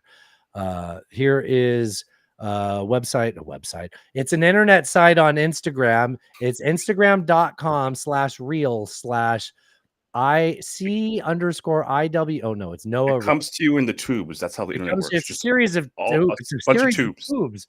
That's got to be on here somewhere. Don't do this to me, Alan. Here's Noah Roast. We like this guy, Noah Roasts. Hey, I'm Noah, and I roast historical figures. Today I'll be roasting former presidential candidate and a man who's clearly getting way too much of some vitamins and not enough of others, Robert F. Kennedy Jr. Kennedy dropped out on Friday after reaching out to both the Harris and Trump campaigns seeking a job in their future administrations in exchange for his endorsement. A lot of third-party candidates have a signature issue that they care about more than anything else. It just turns out that Kennedy's issue was, who will give me money? Kennedy famously revealed that a parasitic worm got into his brain, ate part of it, and died. Look, as much as I'd like to make jokes about that, we can't choose the circumstances of our life, and I just don't think we have to make fun of the worm. Kennedy was asked about having known Jeffrey Epstein and said, I knew Harvey Weinstein, I knew Roger Ailes, I knew O.J. Simpson came to my house, Bill Cosby came to my house. But We it's talked not about that. smart PR to say, sure, I knew him, but you have to understand, there were so many evil guys in my house, it was like if the Monster Mash had to be 500 feet away from a school. A woman who babysat Kennedy's children said that he was sexually inappropriate towards her and groped her, to which Kennedy replied by saying, I had a very, very rambunctious youth. Rambunctious is a word you use for a puppy who tears up your shoes. The words you use for a man in his 40s who grabs people are all crimes. Kennedy's anti-vaccine activism contributed to the 2019 Samoa measles outbreak, which killed 70 people. Of course, that has to be weighed against the positives. Sure, 70 people died, but thousands of people didn't have to put a Band-Aid on their arm. All right, please consider donating to help the family. Oh, button. Isn't that something? Button very much in this half. Okay, so here is RFK accepting. Series of long, intense discussions, I was surprised to discover that we are aligned on many key issues. In those meetings, he suggested that we join forces as a unity party. We talked about Abraham Lincoln's team of rivals. That arrangement. Who do you think brought up Abraham Lincoln's team of rivals to Trump? Like, do you Oh. think that's on his like historical radar? Yeah, I doubt it. I don't think And much would of history. allow us to We talked about it because I introduced him to this set of facts. disagree publicly and privately and fiercely if need be. Because like how Trump famously loves having people around him that disagree with him. Sure. On issues over which we differ, while working together on the existential issues of I'm sorry, that's worth dwelling on. What the fuck are you talking about? Literally nothing about this man says that he would ever be okay with having people surround him that don't endorse his ideas. No, that's why he fires people, because they say no. which we are in concordance. I was a ferocious critic of many of the policies during his first administration, and there are still issues and approaches upon which we continue to have very serious differences. We are alive. Yep. Dude, just admit it. You're a fucking sellout. That's He's what a you fucking- are. He bought a lie from a grifter, right? Like what fucking a sellout, dude. disappointment to the people who believed in him and his family name. Yeah, it's fucking sad, dude. Like the end of Camelot is Kamala a lot. That book I just read was all about his family and sort of the things that happened post JFK assassination, and then the RFK thing, and then Ted Kennedy, all that. Dude, this is just fucking sad, man. It is. I mean, like, so RFK is somehow an even bigger flip flopper than Kamala Harris. I don't know, whatever you're gonna say, right? Like going from Trump's arch nemesis to his BFF, all because Democrats supposedly played dirty. Like, what a convenient excuse for a political win. He's mad at the Dems because they tried to block his candidacy paperwork or his election paperwork, right? Like, maybe you should have election paperwork that reflects reality instead of like, well, I stayed in this person's room once and I always loved New York. I figured I'd move back at some point. Yeah, I'm a New Yorker. That's not how, like you're on the ballot in other states because of other paperwork. Like, stop trying to, like, blame the Democrats for the and failure I of am your campaign. completely open to talking about making that not legal for the major parties to prevent the lesser parties from doing that. Totally open to that. But you fucked up and your paperwork sucked. You have to accept that. Like, that is reality. Like, and reality, we want to talk about reality. His VP, right? Who's his financier. His VP is a tech bra who funded his campaign and was tired of losing money and wanted to see a return on her investment because she's a venture capitalist. That's reality. That's reality. His campaign was being run by a tech bro woman, tech bra, who wanted to see who needs to see a return on their investment. They can't just cut bait and lose, right?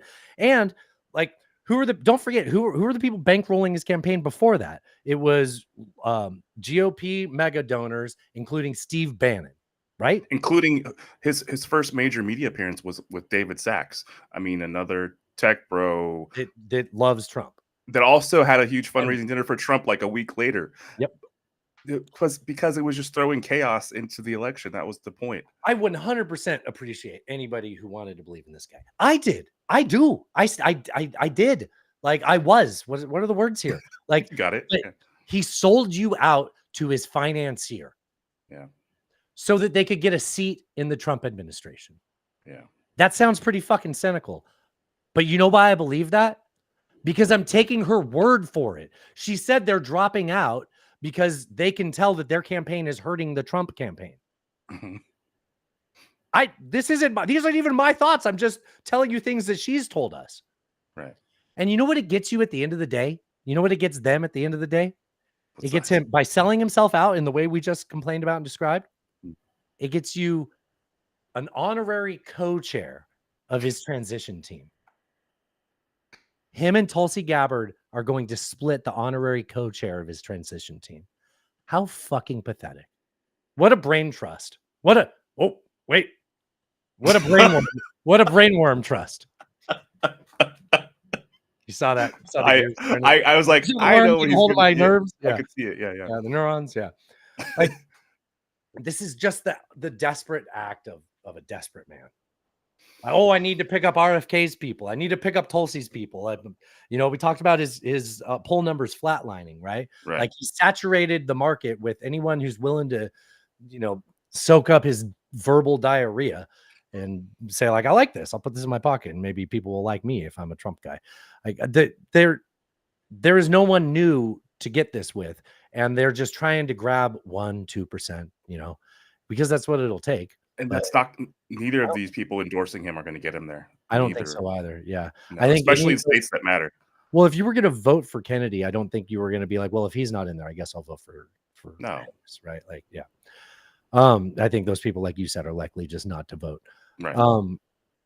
I am open to talking to those people though, because I don't want it to just be my I think I have a good perspective on it, and I think there might be individuals that don't fall within that, but largely I think that's true. Mhm. But like at the end of the day, the most funny part about this to me is that there are states that aren't letting him drop out of the ballot. Like I think They're making him stay on. yeah, Illinois, I think, is making him stay on the That's ballot. hilarious. Like, and I think honestly, the bottom line about all of this, the news about this should be RFK drops out of the race. Because Yeah. that RFK thought he had a chance, and then he thought he didn't, so he dropped out of the race. You think Cheryl Hines divorces him?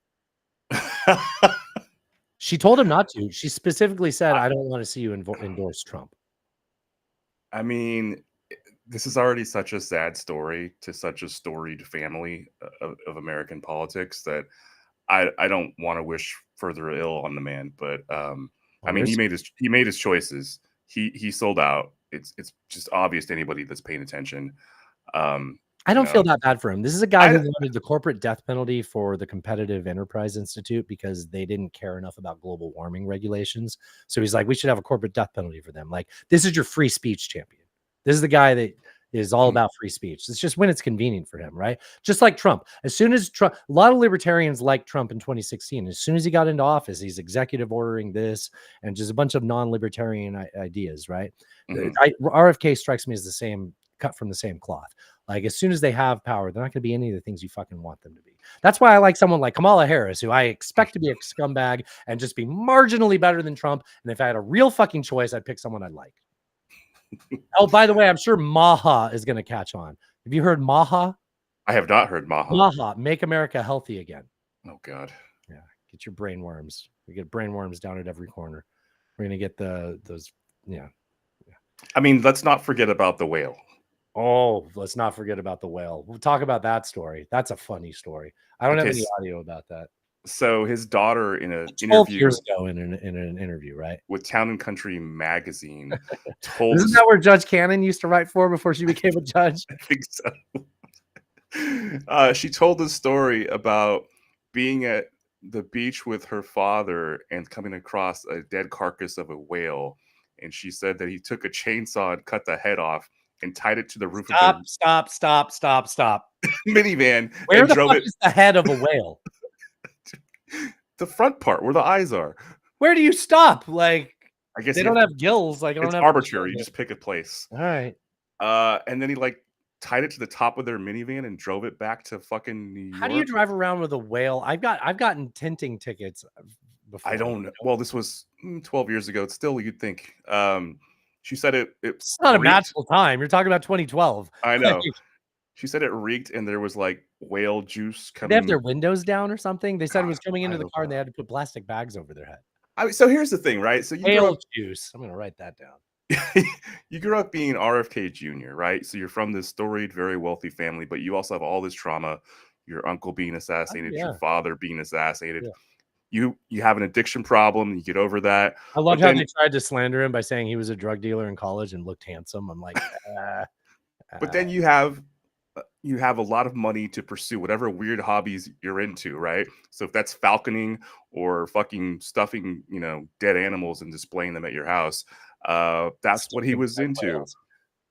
I mean, the same thing with the bear at Central Park. It'll be a hilarious prank. We're gonna put the dead bear next to a bicycle. It'll look like a bike hit a bear. People will laugh. Why don't you do that with your fucking campaign? Go leave it in the middle of Central Park. All right, let's go back to Alex Jones.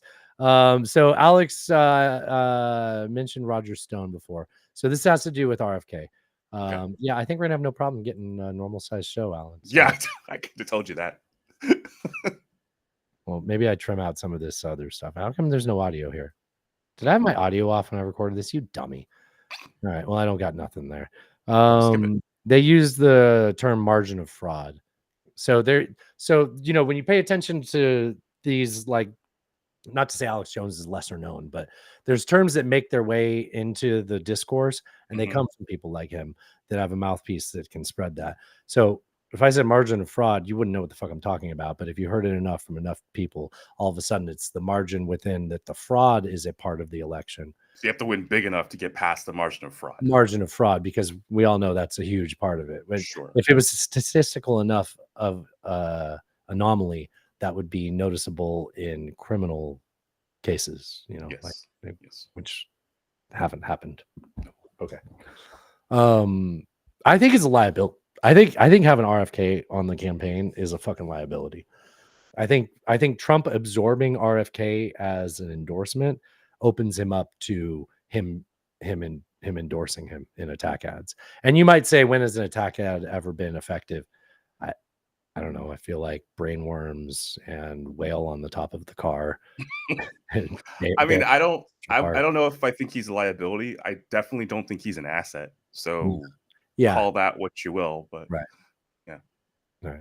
Well, it turns out this next clip doesn't play either. So that's 43 seconds of dead air.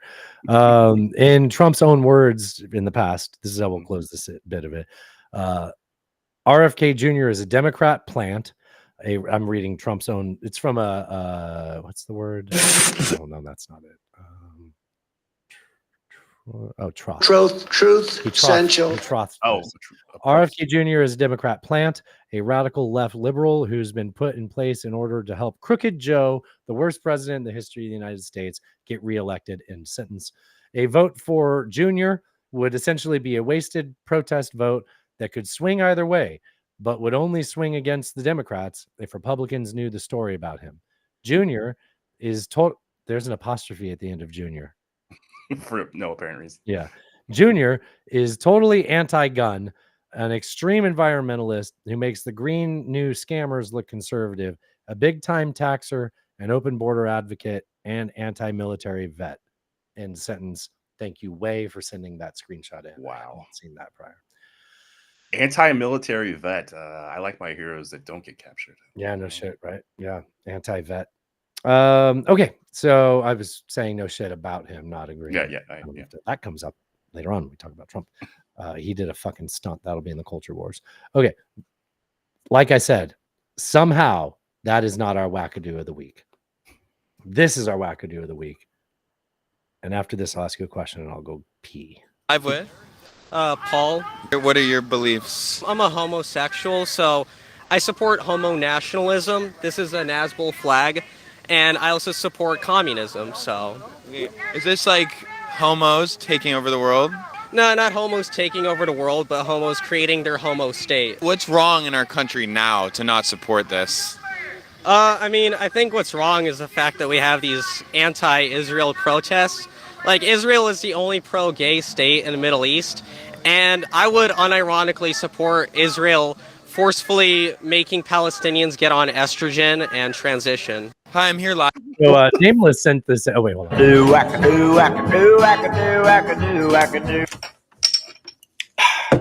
That's fucking retarded. Can you believe Nameless sent this in, and he doesn't like to have his name used in the podcast? I can't believe it.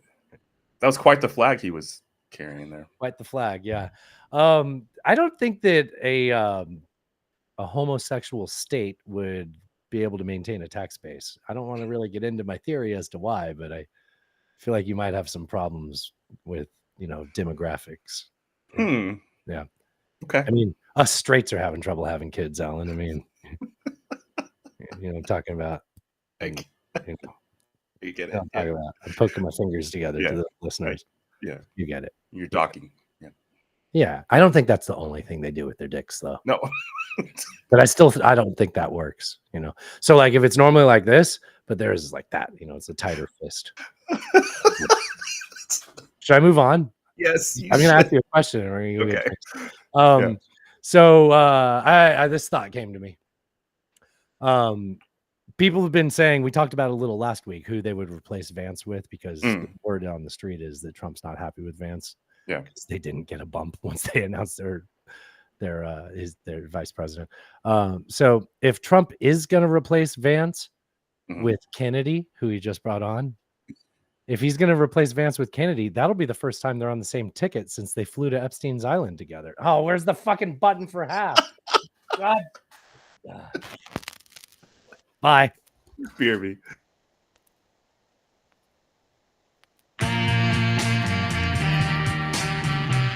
This is the B-side of our platter, sports fans. And I'm singing just for you, covered in sequins. In the canyons of your mind, I will wander through your brain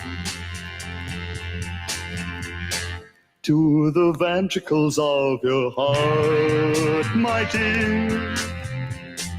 I'm in love with you again. Cross the mountains of your chest, I will stick a Union Jack to the forest of your cheek, through the holes in your string bag.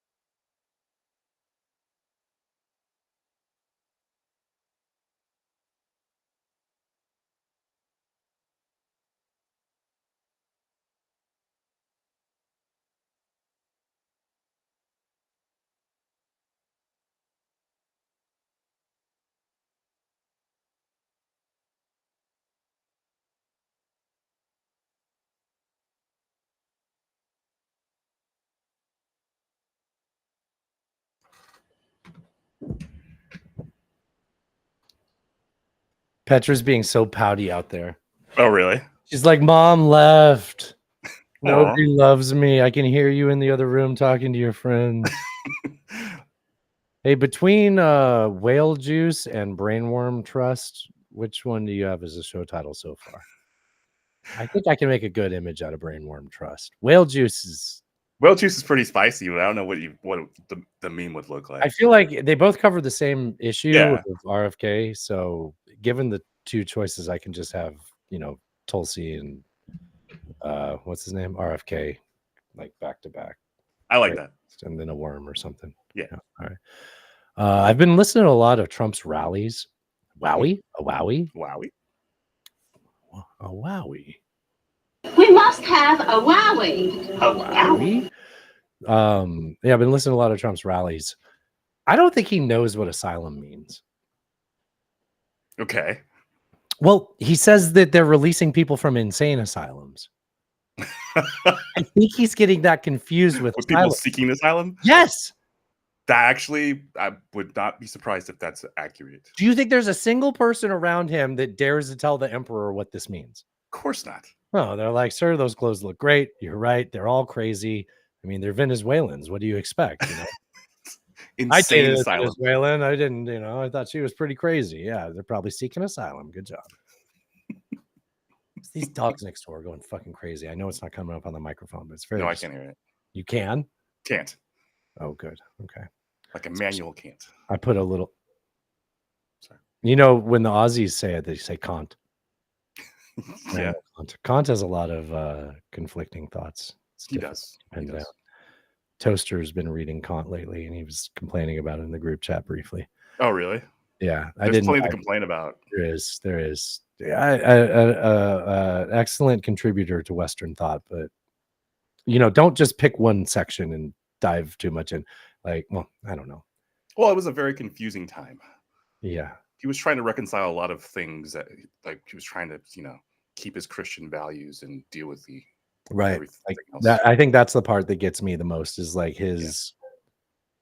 Yeah. He wanted protection for certain Christian values while endorsing a lot of things that very much are in conflict with that. Yep. What is this? A mini episode of Philosophize This is happening. Yeah. I'm taking it. All right, let's get this second half down to 30 minutes, Alan. Think we can do it? Let's see. Sure, let's do it. I've got a lot of clips of the Trump cult. Like I said before, I just feel like people are getting a little burnt out on it, and I probably won't play all of these, but I feel like I said, there's 70 days left in the election. I think that now is definitely the time to keep playing this shit. And I look forward to a time where he doesn't dominate our news cycle. So far, though, there is a lot of him to share in the news. Yeah. And it will be mostly us commentating on it. But let's get into it. So this is just a fun one. This is just red meat to people like me and you. Trying to understand what Trump's saying here. Oh, I love these. Yeah. How disgusted we're all when we see, all of us are, when we see 3 days ago when we viewed their parade. You want another? You want to do yeah. it? Okay. How disgusted we're all when we see, all of us are, when we see 3 days ago when we viewed their parade. I was going to foot. It's cognitive decline. Yeah. What parade? I don't know. How disgusted were we 3 days ago when we saw there? Have you ever so much that that kid? That kid, yeah. Wow. Yeah. Okay. The only interpretation I can make is he meant to say the convention, not the parade. Okay. Maybe. Doesn't fix anything. Really the part doesn't. that he said parade wasn't. I was like, what parade? Like I believe you. What parade? How disgusted? Okay, the convention. If he said all of that, but it was just convention, it wouldn't change anything. It's still yeah. Here is MSNBC sharing an angle. So there was a wowie. There was a wowie in Arizona last week that most famously is the second half of this clip. I couldn't find a really good clip that would translate well for audio for the show, but did you see the video where there was like a police chief talking on stage and Trump was like standing next to him like he's Hillary Clinton, just like behind her? Finally, he like nudges him and he's like, "You need to get the fuck off the stage." Yeah, back off. He looks like Homelander being like, "Get the fuck out of here. Nobody's here for you." So a lot of people, that's the second half of this clip. That's the same wowie. Earlier in the wowie, Carrie Lake, who was a TV anchorman in the Phoenix area, who ran for, I think, governor or senator and lost, maybe Secretary of State, some position and lost.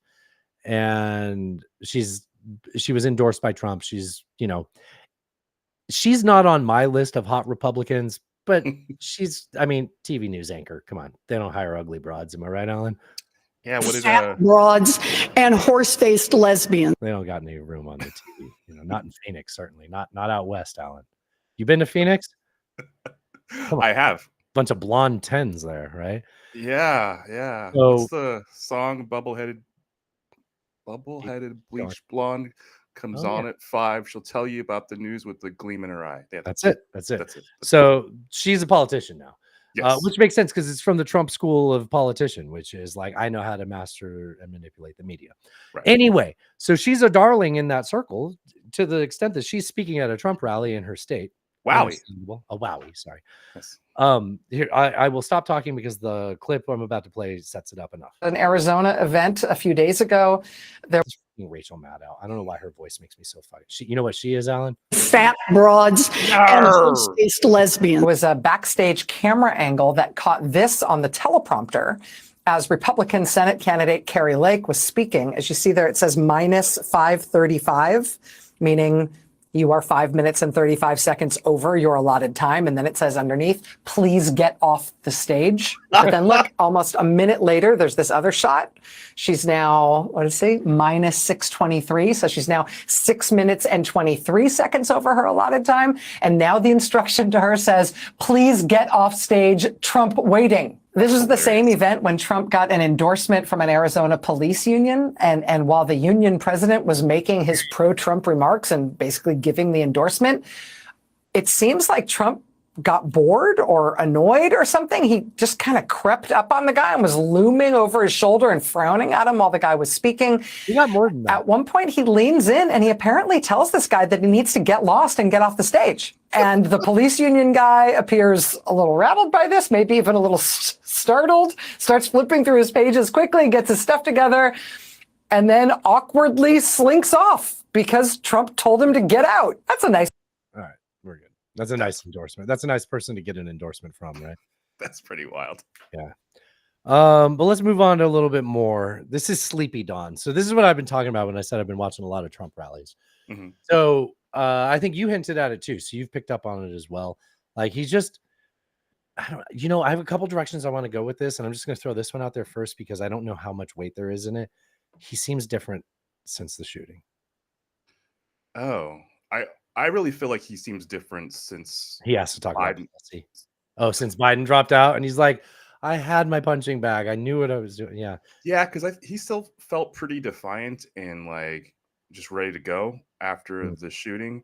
There was a rally afterwards where he, even the convention where he kind of talked about it. That's But, true. Yeah, he did 30 minutes of script and then he started getting Yeah, wild. but once Biden dropped out, he just I don't know.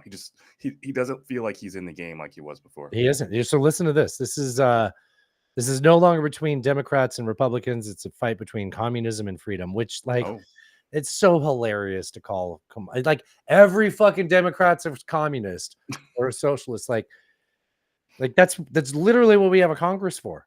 Like, well, when they do their jobs, right? They Like, don't like to do that. yeah, but like, okay. I mean, that is the fear. You know what? Fairness. That is the fear with Trump, that he'll be a fascist. And the argument is that's what we have a Congress for. But they seem to be willing to bend over backwards for him. Yeah.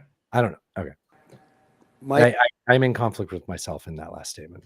Let me rejoin you with my thoughts about what I was saying. Let's play Trump right now.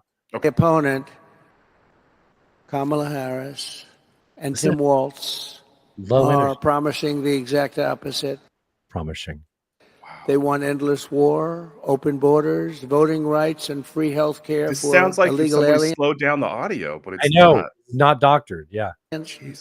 Soviet-style price control, censorship, unlimited migration from terrorist hotspots, and unchecked power for the deep state.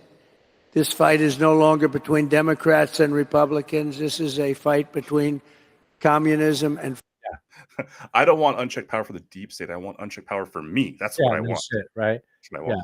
Yeah. I want one person to have that. And you can trust me. I'm a trustworthy Yeah, person. I'm immune. I'm not innocent. I'm immune. Just immune. Yeah. freedom. It's a very serious fight. That's why millions of traditional Democrats, including FDR, Traditional? Is that what you're saying, oh man, about? Because this what I'm about to play is like what at least 4 years old. God bless the United States. Like he's been doing it. It's getting worse. Yeah, but Democrats. just the whole energy of the whole thing is so much worse. It's dog shit, right? Yeah. Democrats, JFK, Democrats, independents, and old-fashioned liberals are joining our movement. Our poll numbers are great. Huh? We're uniting forces to end the endless foreign wars, stop the censorship, end weaponization of our government, defend our borders, rebuild our middle class, protect the health of our children, and above all, to restore our republic and vanquish the corruption that's all over Washington, D.C. Did I miss it? Did he say the line, it's a fight between communism and freedom? I didn't hear him say that. No, that's quoted on this. Damn it. Yeah, I see that. But man, that was just, was there anybody in that room? He looked like he was talking to nobody. And then just the energy level was so terrible. There was nothing happening there. No, you're right. It's just, it's so boring though that I can't type and talk. Talk for me. I really do think it's mostly since Biden dropped out. He had his plan of attack and he's ready to go. He's like, I can win if this. you're such a media manipulator, you should be able to overcome that. And like, if you have to adapt on the fly, fucking money, like, yeah. I mean, I don't know, man. Maybe it's a combination of things. Maybe it's all the legal stuff and the assassination attempt and the, I mean, for a guy who prides himself on being this like nearly mafia don, This is a fight. Sorry. To have to have all these defections from his camp, all these Republicans speaking Mafia don in the sense that he's like, he can always slip out of it, or no, he can always demand loyalty. Yeah, and people will fall in line. Yeah, but the people that demand loyalty are the people that never can keep it. Like, I mean, in your experience, right? Like, like the people that gain them, you know what it is? He's an envious person, and he's envious of the people that receive loyalty, and you receive loyalty by earning it, and the people around you are drawn to you because of that. I mean, sure, I've been in environments where to keep my middle management job, I had to work for someone who didn't deserve my loyalty, but I wasn't sure. I didn't treat them the same way I treated the people that I was like, oh my God, it's a pleasure to work for a manager like somebody respected. Yeah. And if you extrapolate that to a leadership level of the government, like he's just not that person. We all like, come on, you can all agree that are listening to this, that you know those people in your life. And this is the person that you've also known who had the advantage of being next to that person in terms of potential leadership and was envious of that person. This is Aaron Burr and Hamilton. Don't really talk about Hamilton and his economic policies, but this is Aaron Burr. This is the guy that's reading Washington's letters and pissed off that he's best friends with Aaron Burr. And oh my God, he called the guy they named that park after. Lafayette. Lafayette, his son. Like yeah. He's Aaron Burr in the story. Well, and you combine that with his narcissism, and it's just intolerable, right? Yeah, I like to think Aaron Burr had a wee bit of narcissism, but yeah, exactly. But there's these people that are jealous of that magnetic quality of leaders, and Charisma. they think that they can demand it, and you know, it's not how it works. No, can't have love on your own terms. I mean, that's the whole point of love. Indeed. All right. This fight is no longer between Democrats and Republicans. This is a fight between communism and freedom. It's a very serious fight. It's pretty funny, though, that Democrats have got to own the word freedom. It is pretty funny. Yes. But also, he doesn't say any of that stuff with conviction. He doesn't say it with his chest. Like I said, Sleepy Joe. I don't believe him when he says it. Yeah. Like, even before I knew he was lying, he made it sound like he believed it. He doesn't sound like he believes it anymore. Right. No, it's like I said earlier, like once he has to talk about policy, he's like, I just want to throw them red meat. Like, I love my rallies. They make me feel so good. And when I have to go out there and talk about this kind of stuff, like nobody cares. Like, I want to say, build the wall and, you know, lock her up. Yeah, exactly. All right. Here's another attempt from him. I know this is boring. It's weird to talk about low energy Donald Trump, but here's him. Of all subjects, not being able to bring the fire about people lighting the American flag ablaze. They ought to make it illegal to burn the American flag. If you burn the American flag, you go to jail for 1 year. 1 year, that's all, 1 year. You burn the American flag, because in Chicago at the Democrat deal, they were burning flags all over the place. You burn the American flag. They say it's unconstitutional to do that. I think it's constitutional. You burn the American flag, you go to jail for 1 year. Nobody's going to be burning the American flag anymore. Damn it, this cuts off too early. He goes on to say, they'll tell you that's not constitutional. We'll make it constitutional, except he doesn't say constitutional. He says constitution. You'll say it's not constitution. We'll make it constitution. Oh, God. And you're like, okay, very, very nitpicky. Right. Why can't you say the whole word? I feel like I should be concerned about. Well, he's not even being clear about what's not constitutional, which is banning. I'm just wrapped up in the fact that we used to have a more neurodegenerative candidate, and now he has that role. And I was convinced in the other guy not being fit. And now you're the only person that really fits that description. And I'll take my chances with this. Fat broads and horse-faced lesbians. Candidate. I didn't call her one. How the turns have tabled. That's exactly how. Exactly, sir. All right. Enough Sleepy Dawn. Oh, this one's hilarious. So he was talking to church folks, and they asked him what. He has a lot in common with them, I'm sure. This is an old clip. I will have to admit that. This didn't just happen. But do you remember when they asked him what he's asked God forgiveness for? I do. But have you ever asked God for forgiveness?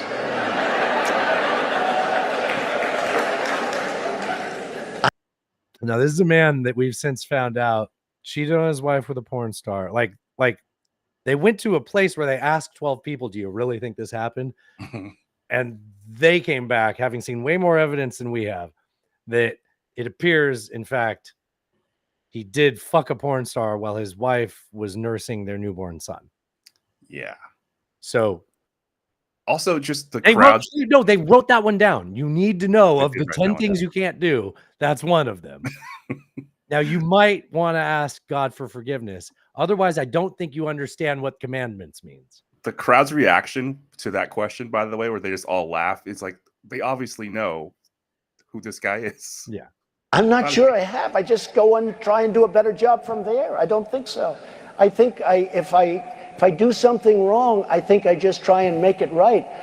I don't bring God into that picture. I don't. Now, when I take, when we go in church and I would love to, when we go in church. I would love to hear that. I would love, like, I you know what? Okay, I hope heaven's real. Because I need to see this guy in like a defending your life scenario being like, what are you talking about? Like, I didn't bring God into that. I just hoping that, okay, sure, you're right. I was bad in that instance. But I tried after that. And then they just fast forward the tape and be like, you mean when this happened? and when I drink my little wine, which is about the only wine I drink, and have my little cracker, I guess that's a form of asking for forgiveness. And I do that as often as possible because I feel cleansed. Okay. I do it as often. Like, okay. But had oh, that was before he was elected. This was candidate Trump. Yeah. I mean, I've said it before. I'll say it again. The fact that the religious right has embraced this man is just mind blowing to me. Totally. Call of the affiliates. We're going long. I want to play both these Vance clips. I tried to think about if I should clip one of them. He told me Conway runs Midas Touch. Yeah, well, he makes me really not like I was borderline on it before. I was like, I know I'm playing establishment media here, but they got some good clips. This is Donald Trump can say, I delivered price rises. Just highlights the extraordinary contrast. Donald Trump can point to 4 years of successful leadership and say, I delivered rising prices. And what do you think he meant to say? Not Donald Trump. Contrast. Donald Trump can point to 4 years of successful leadership and say, I delivered rising prices. Okay. I think he was trying to say that Trump had lowered prices, or maybe it was prices in a good context. Like, all my business buddies are making money hand over fist. Why you should vote for me. This So is I just fact checked myself. Conway is associated, but he doesn't run Midas Touch. oh, okay. So I can go back to only like Yeah, tolerably liking it. sure. I am very selective with what I decide to still air on the show. All right. I don't want to Good, be, you should be. I don't want to be Tennessee Holler the podcast, you know. Not Sure, that- sure. and that should not be isolated for them to hear. God damn it. Because I would like to get that dude on the show. But you know what I mean? I mean, that's Yeah. we have our own biases. They're different biases. I want to stay true to the biases that I know I have. So here is Vance was asked a question about how he practices a debate with Walls. Mm. And I don't know if you hear the same thing I hear. I hear a man saying, well, I'm best friends with a known liar. To know how you were prepping for a debate with Tim Walz, who has described himself as a bad debater. Who's helping you, and how are you prepping? Well, I found a good friend from back home who embellishes and lies a lot, and I'm having him stand in for Tim Walz. Are you just saying you have bad friends? Like, I have a good friend that's a fucking liar. The way he says it, Look, though. I'm saying this out loud, and I'm thinking of someone, but like by and large, like I don't think these are the ways you want to describe the people you associate yourself with when you're trying to win a popularity contest, right? He says it with glee, like he thinks it's a punchline. Yeah, because he identified the punchline without Right. thinking about the way it makes him look. right? Exactly, Yeah. exactly. Yep. Which is exactly the whole reason they shouldn't have picked him, which is because the tech bros and his son-in-law or someone was like, dude, this guy's killing it on Twitter. It was his favorite son. It was Don Jr., right? It's like, Yeah. they tried to make him Twitter in a campaign, and it just doesn't work that Doesn't way. translate. Yeah. And also maybe it would have worked like 4 or 6 years ago, but like the windows shifted on that, right? Yeah, for sure. So he's trying to be Twitter edgelord, the candidate. By the way, I still don't know what. Can you look up what edgelord means? I've only understood it contextually, and most of the time when I hear that, you know what I'm thinking. Me and the boys are edgy. I think it just means somebody who's willing to cross lines. I thought it was like find the margins and like. No, a person who affects a provocative or extreme persona, especially online. Edgelords act like contrarians in the hope that everyone will admire them as rebels. So it's like, why does I get to be called an edgelord? That sounds like you're really good at, yeah, that's not me and the boys are. Yeah, I don't have to play the whole clip. It's long. It's a second and a half long. All right. We have hoodies with it. We do have hoodies that say that. Oh yeah, I mentioned it and I didn't even plug it, huh? Can you talk about that while I start up the next clip? Nonetakenpod.com. Hit the merch store. You can get the Allen's edging service. Me and the boys are edging hoodie. I think I want to add this to the soundboard. We've got video you of could. that. We're going to also be getting into a bunch of other clips that I've got here. Obama says Trump's got a weird obsession with the size of crowds, pretending it's something about Trump's pee-pee. We've got video of that. Sorry.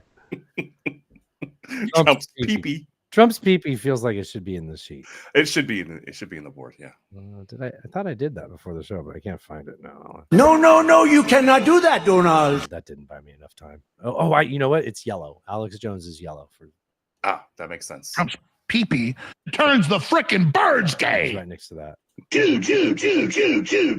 Why does he want me to chew my food so much? I'll never understand that clip. This is we can skip that one. Did you see the video of Trump calling Tic Tacs inflation? No. Oh wait, I think I did. I did. This is very loud. I'm turning this down before I continue anything. Okay. Yeah, I thought this was pretty wild. I only saw this on my phone. I've been waiting to watch it here. I believe he picks up a smaller pack of Tic Tacs and says this is inflation, which I think I'm gonna have to give the existing president shrinkflation. I think it's shrinkflation, which was like a hobby horse of the Biden administration. Yeah, for like a week or two. We talked about that first, though. We talked about that at the beginning of the pandemic. We did, or not pandemic, the beginning of the inflation stuff. Mm-hmm. Single biggest. I even have that here. I have something here. Let me see. Because you asked this question. He looks like a prop comic. He's like, I have something here, and he reaches for his pants pocket, and then he opens up his breast pocket and his jacket. Yeah. He's like, oh, wait, it's right here. Something here. Let me see, because you asked this question. I think I'll show it. Should I show it? I don't know if you can see it. Look. Tic Tacs. Okay. This is what inflation does. So what he's actually doing, he's holding up the sample packs of Tic Tacs that they give that have like 6 Tic Tacs that you get in like a bin at like public event areas, not like when you go to the vendor display. They hand those out to you. They're like, we all should have the convention. Yeah. Or they sell them in gross maybe to people that want those laying around in the office, like next to the coffee, if you work at one of those high-end offices where they got a common coffee place. That's so he's holding up that next to a regular Tic Tac pack. So Tic Tac offers 2 different packs of Tic Tac. I'm not defending this. This is inflation. Like, that's hilarious. Which at best that was the shrinkflation thing, right? Right. Okay. His other thing is Kamala says thank you too much. Oh. And she mentioned thank you about 50 times. Did you see the beginning? Thank you. Thank you. Thank you. Thank you. Thank you. Thank you. Thank you. Thank you. Thank you. Thank you. I think I need the blah blah blah blah. That would be good. Do you know why, Donald? Because the crowd wouldn't stop applauding, and she was like, "Sit down." Oh, Alan, I was not ready for that. That's really good. Oh wow. Speaking of applause-worthy lines, Jesse Waters had a banger tonight. Oh, what was it yesterday? I think it has his most impact. You have a lot of room to maneuver there. We don't know who she is. We don't know what she believes. She's going to get paralyzed in the Situation Room while the generals have their way with her. What? She's going to get paralyzed in the Situation Room while the generals have their way with her. Right now, Jesse. So the host is like, Jesse. Whoa, Jesse. First and last name. Jesus Christ. Man has no middle name, clearly. Damn. I mean, talk about walking into a propeller. Fuck. He did it on purpose. He wants that spot. You think so? Yeah, they're not going to fire him. What are you going to sue him for with that? Yeah, I guess you're not going to fire him, but goddamn. But like, they only care about lawsuits, and you're not getting 780 million out of that line. That's not my producer's a cunt. Also, I fucking hate Donald Trump. Right. That's not Tucker Carlson money. And the voting machines are bullshit. Yeah. That was what. It wasn't the producer's a cunt is what got him fired. Right. They lost the 700 billion because of him admitting that they were spreading lies on their network. Yes. Okay. But I was talking about him getting fired. So he's not saying my producer's a cunt, which is apparently the line. I'm a cunt. I got so lucky. There's 10 fucking pages and it was right there. If it wasn't there, I was going to move on. Here's Kamala talking about prices. Do you remember? Well, no, this is the first of many. Hold on. First of 2. Why is it muted? Cost 50%. A loaf of bread cost 50% more today than it did before the pandemic. Ground beef is up almost 50%. I'm Donald Trump, and I approve this message. You walked right into it. Like, why would you put yourself on tape saying shit like that? That is it's an it gets way better. Don't you remember like a year and a half ago, maybe even 2 years ago, I was saying that, Bidenomics as a phrase is going to cost. I do remember that. Yeah. Everyday prices are too high. Food, rent, gas, back to school clothes. That is called Bidenomics. I'm Donald J. Trump, and I approve this message. That did not age well. Never sucked any ding dongs. It was just, I don't know. It was the first one that got Hello, mother. Hello, father. Here I can't hear about it. Dude, okay. This is the one with the fucking list. I stopped. I actually didn't write down the first person's name because I had already seen it, guys. By the way, if you hear this, do not hear me wrong. Always send it. If you're thinking, I don't know, maybe someone else sent it, you'd be surprised. I definitely would rather send have 1 million people send it because then I can come on here and know that 1 million people fucking sent it. But yeah, dude, everyone and their mother sent it. So it was like 3 people in at least before I was like, okay, I should start giving someone credit for this. Brian, Ben, Josh, Joey from Houston, not Joey like the baby marsupial from Denver. Those are the ones I ended up writing down. I cannot believe Kamala Harris said this. Remember, someday you will all die. is gonna happen, maybe right now. I'm so high, and that's okay. Back in the day, I was locking folks up. So get out and go to prison. Do not listen to me, and do not be birds. And let me be clear, the sky is round. The earth is blue. Howard University, you. Remember. Clearly not doctored video at all. Yeah. That sounded pretty legitimate to me. It's another battle in the culture wars. Oh, not the culture wars. They're worried about a culture war. Culture wars. Stop with the culture wars. Like, hey, I got it finally. So I'm no longer worried about us really going over. You can notify the affiliates. It might be longer than 2.5, but no, we're not clearing 3 hours with this.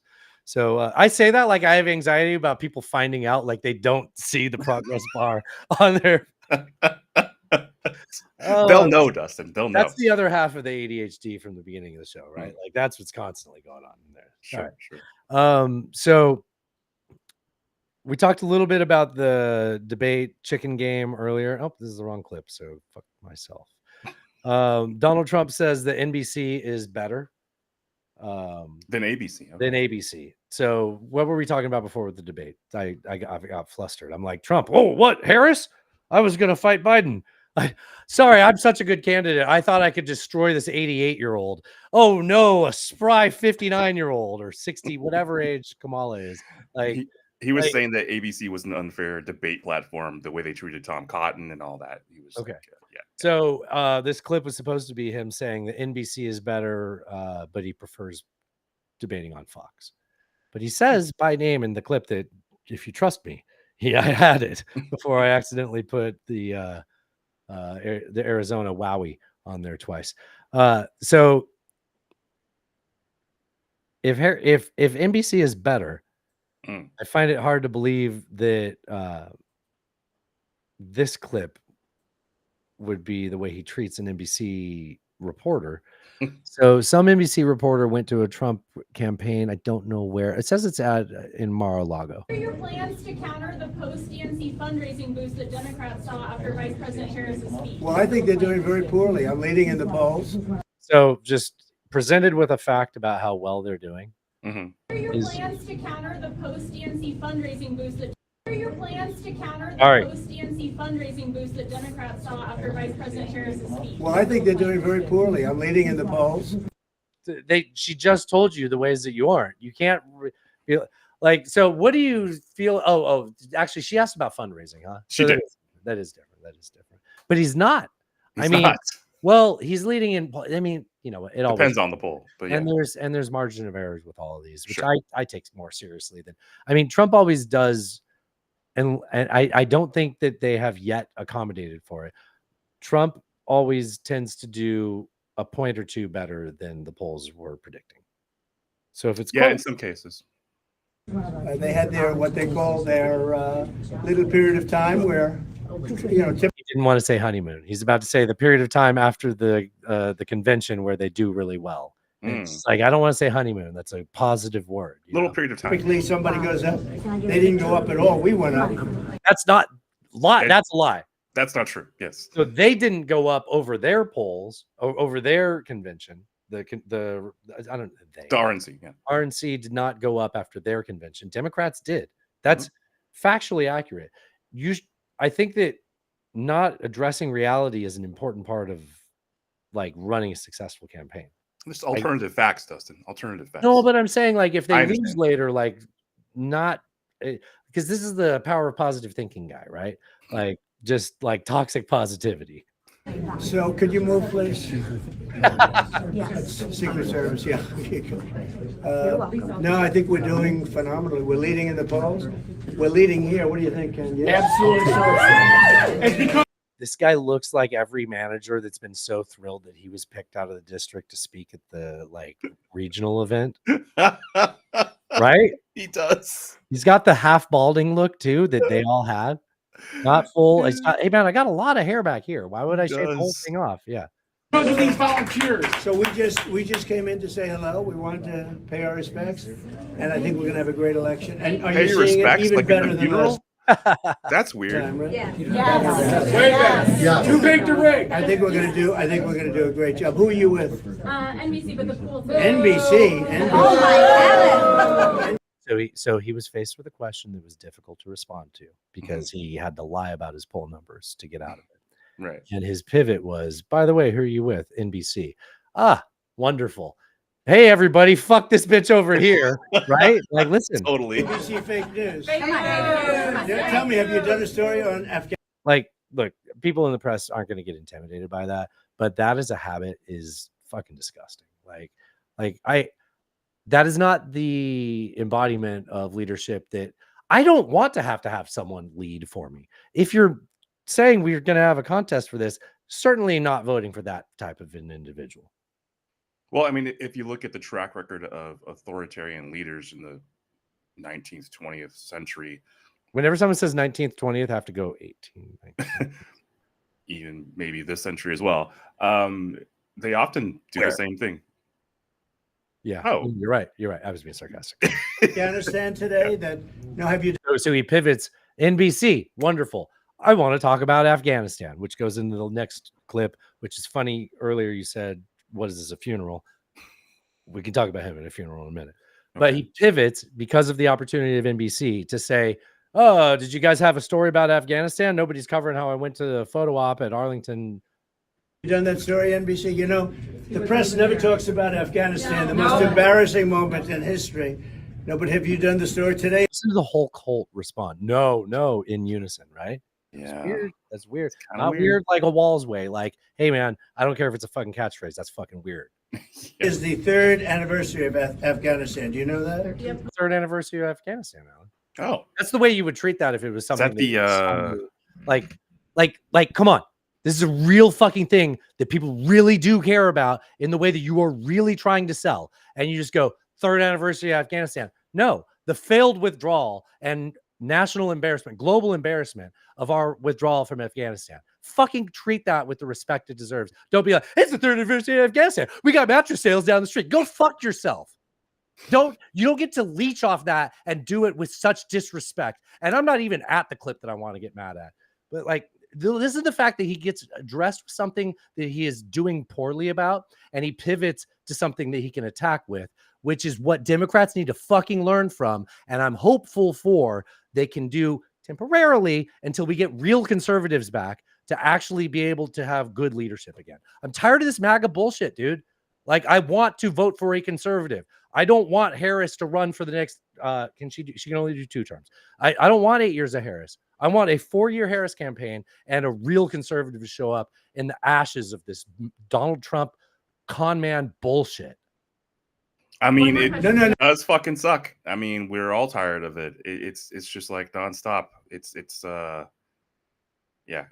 incredible thing to have seen this happen to the Republican Party in our lifetime. You know what? I hate to say it. I do. I feel I've always been. I mean, no, I haven't. I've been a registered Republican before during the worst phase in my lifetime, and like I know what it meant to me.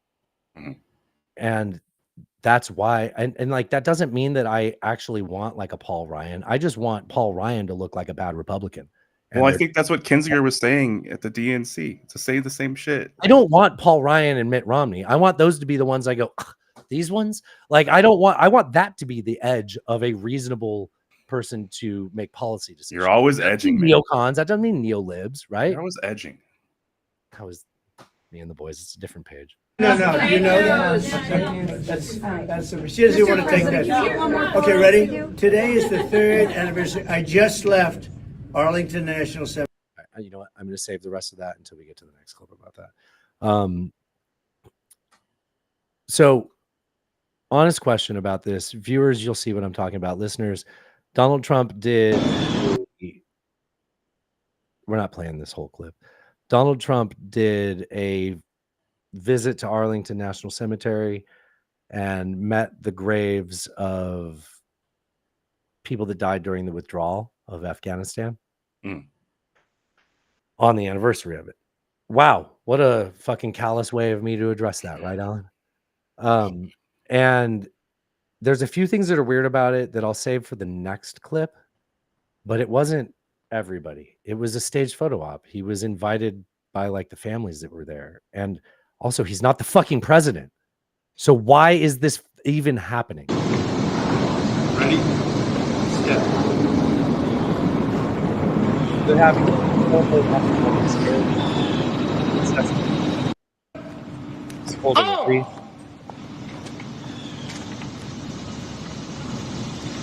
is not the president. Like, tell me, maybe I'm dead wrong, but I don't remember there being a Barack Obama ceremony 4 years after he was in office doing something like this.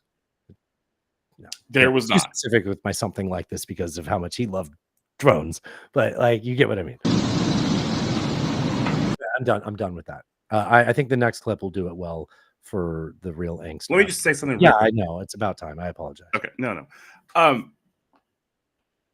For that particular man to do what he just did and putting that wreath up like he's a fucking, like he actually respects veterans and people who had served in the military is such fucking bullshit. And anybody who's been paying attention should know that. And for his running mate to question Wall's service for 24 years, fuck him. Fuck that. That is complete bullshit. And that there's just no other way to say it. That's fucking like, that's ridiculous. Yeah. Anybody to buy, you can't buy that. For him to march out all solemnly and put that fucking wreath up there, that man doesn't give a fuck about veterans, dude. Suckers and losers. Phone spurs are very serious. So ridiculous. No, so this next clip talks about it a little bit more. He just talks about this guy's got a really good rant on it. It's about a minute and a half long. I trimmed it down political prop, much more than that, but no, I mean, to your point, right? The whole way he treated veterans, talked about them in private, didn't want disabled people on the stage, right? And then all of a sudden, lately, back in the day, right? Yeah, McCain, yeah, exactly. Like this person doesn't deserve to get to dress himself in that. No. As a political prop, somebody explain it to me. Because everybody keeps saying, oh, why wasn't Joe Biden there? I don't think Joe Biden was invited. It looks like it was a family affair. And they only invited Republicans and Trump. So no. So there was, I forgive me for not remembering the number, but there was a total number of people that died that day. I want to say it was 13, but I just don't want to be wrong. I think that less than that number invited him to the ceremony for that. So, and all, like, I don't know that, I don't think it's reading too much into it to say that that sounds like it was an organized event then, but I don't know. I mean, clearly it was an organized event. You're not the president. This was not a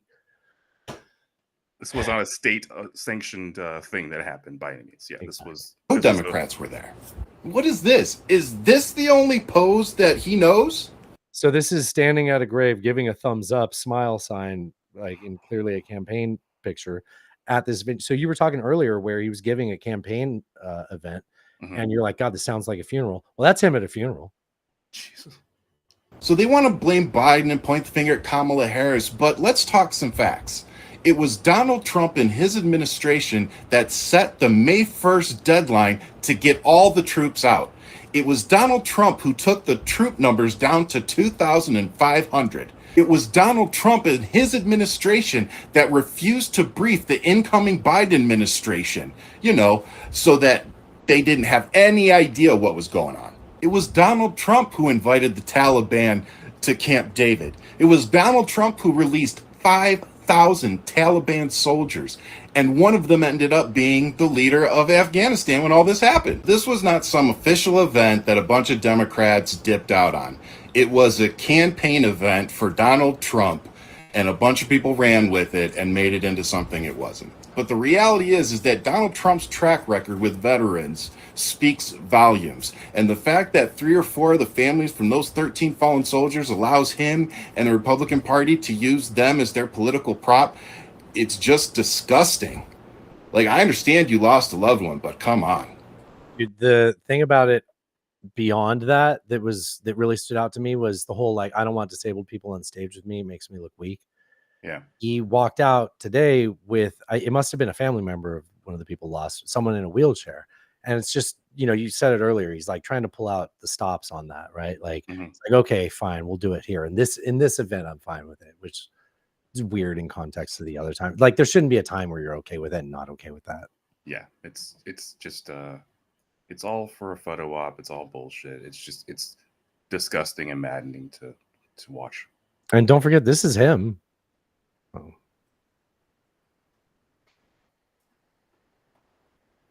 I started the process. All the troops are coming back home. They couldn't stop the process.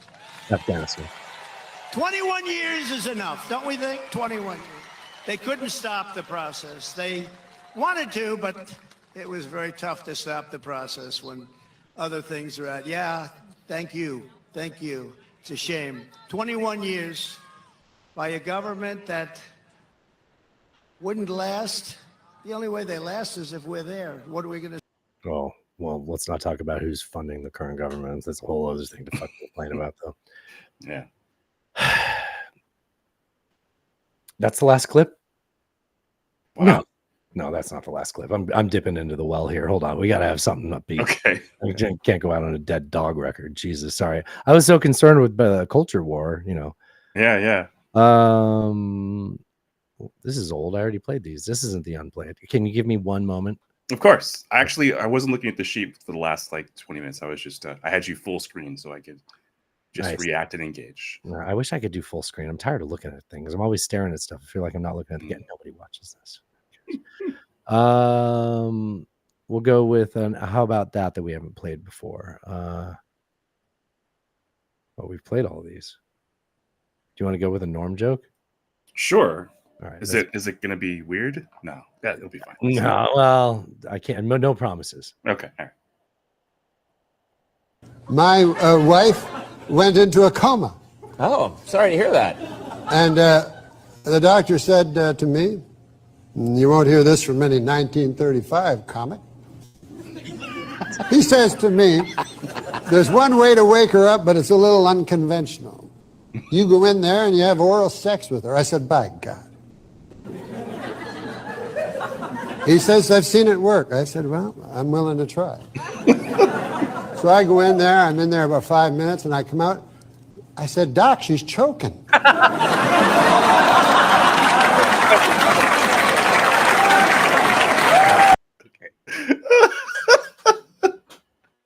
Oh, do I have anything that could possibly be like a little sound after that? Kamala Harris! All right. Stop sharing. I think I have a question to ask you, but it was I only picked this a long time ago when I thought I'd ask. All right, do tell in the show. Do you ever think so? This is definitely unrelated to anything. Okay, non sequitur. Do you ever feel like paleontologists ever worry that like someday they're going to be done? Like there isn't another line of science where they're going to be like, we found all the bones.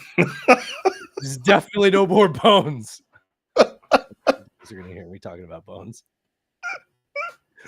You kind of delivered that with a Norm Macdonald sort of style. You can't blame me for being influenced. Of course not. Of course not. I like that. All right, well, this was fun. You, sir, should definitely drive safe, and I should not press this button without hitting this. When a guy's banging you, y'all let me in his damn house. Oh, how about that? Come in the name of peace. LMFAO. So what in the world is this? Is Kevin McCarthy a moron, and if so, why? Why would you say something that stupid?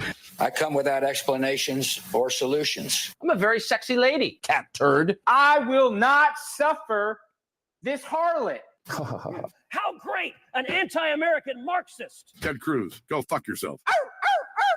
Read the news. China is asshole. God bless the United States. Podcasting. Cheers.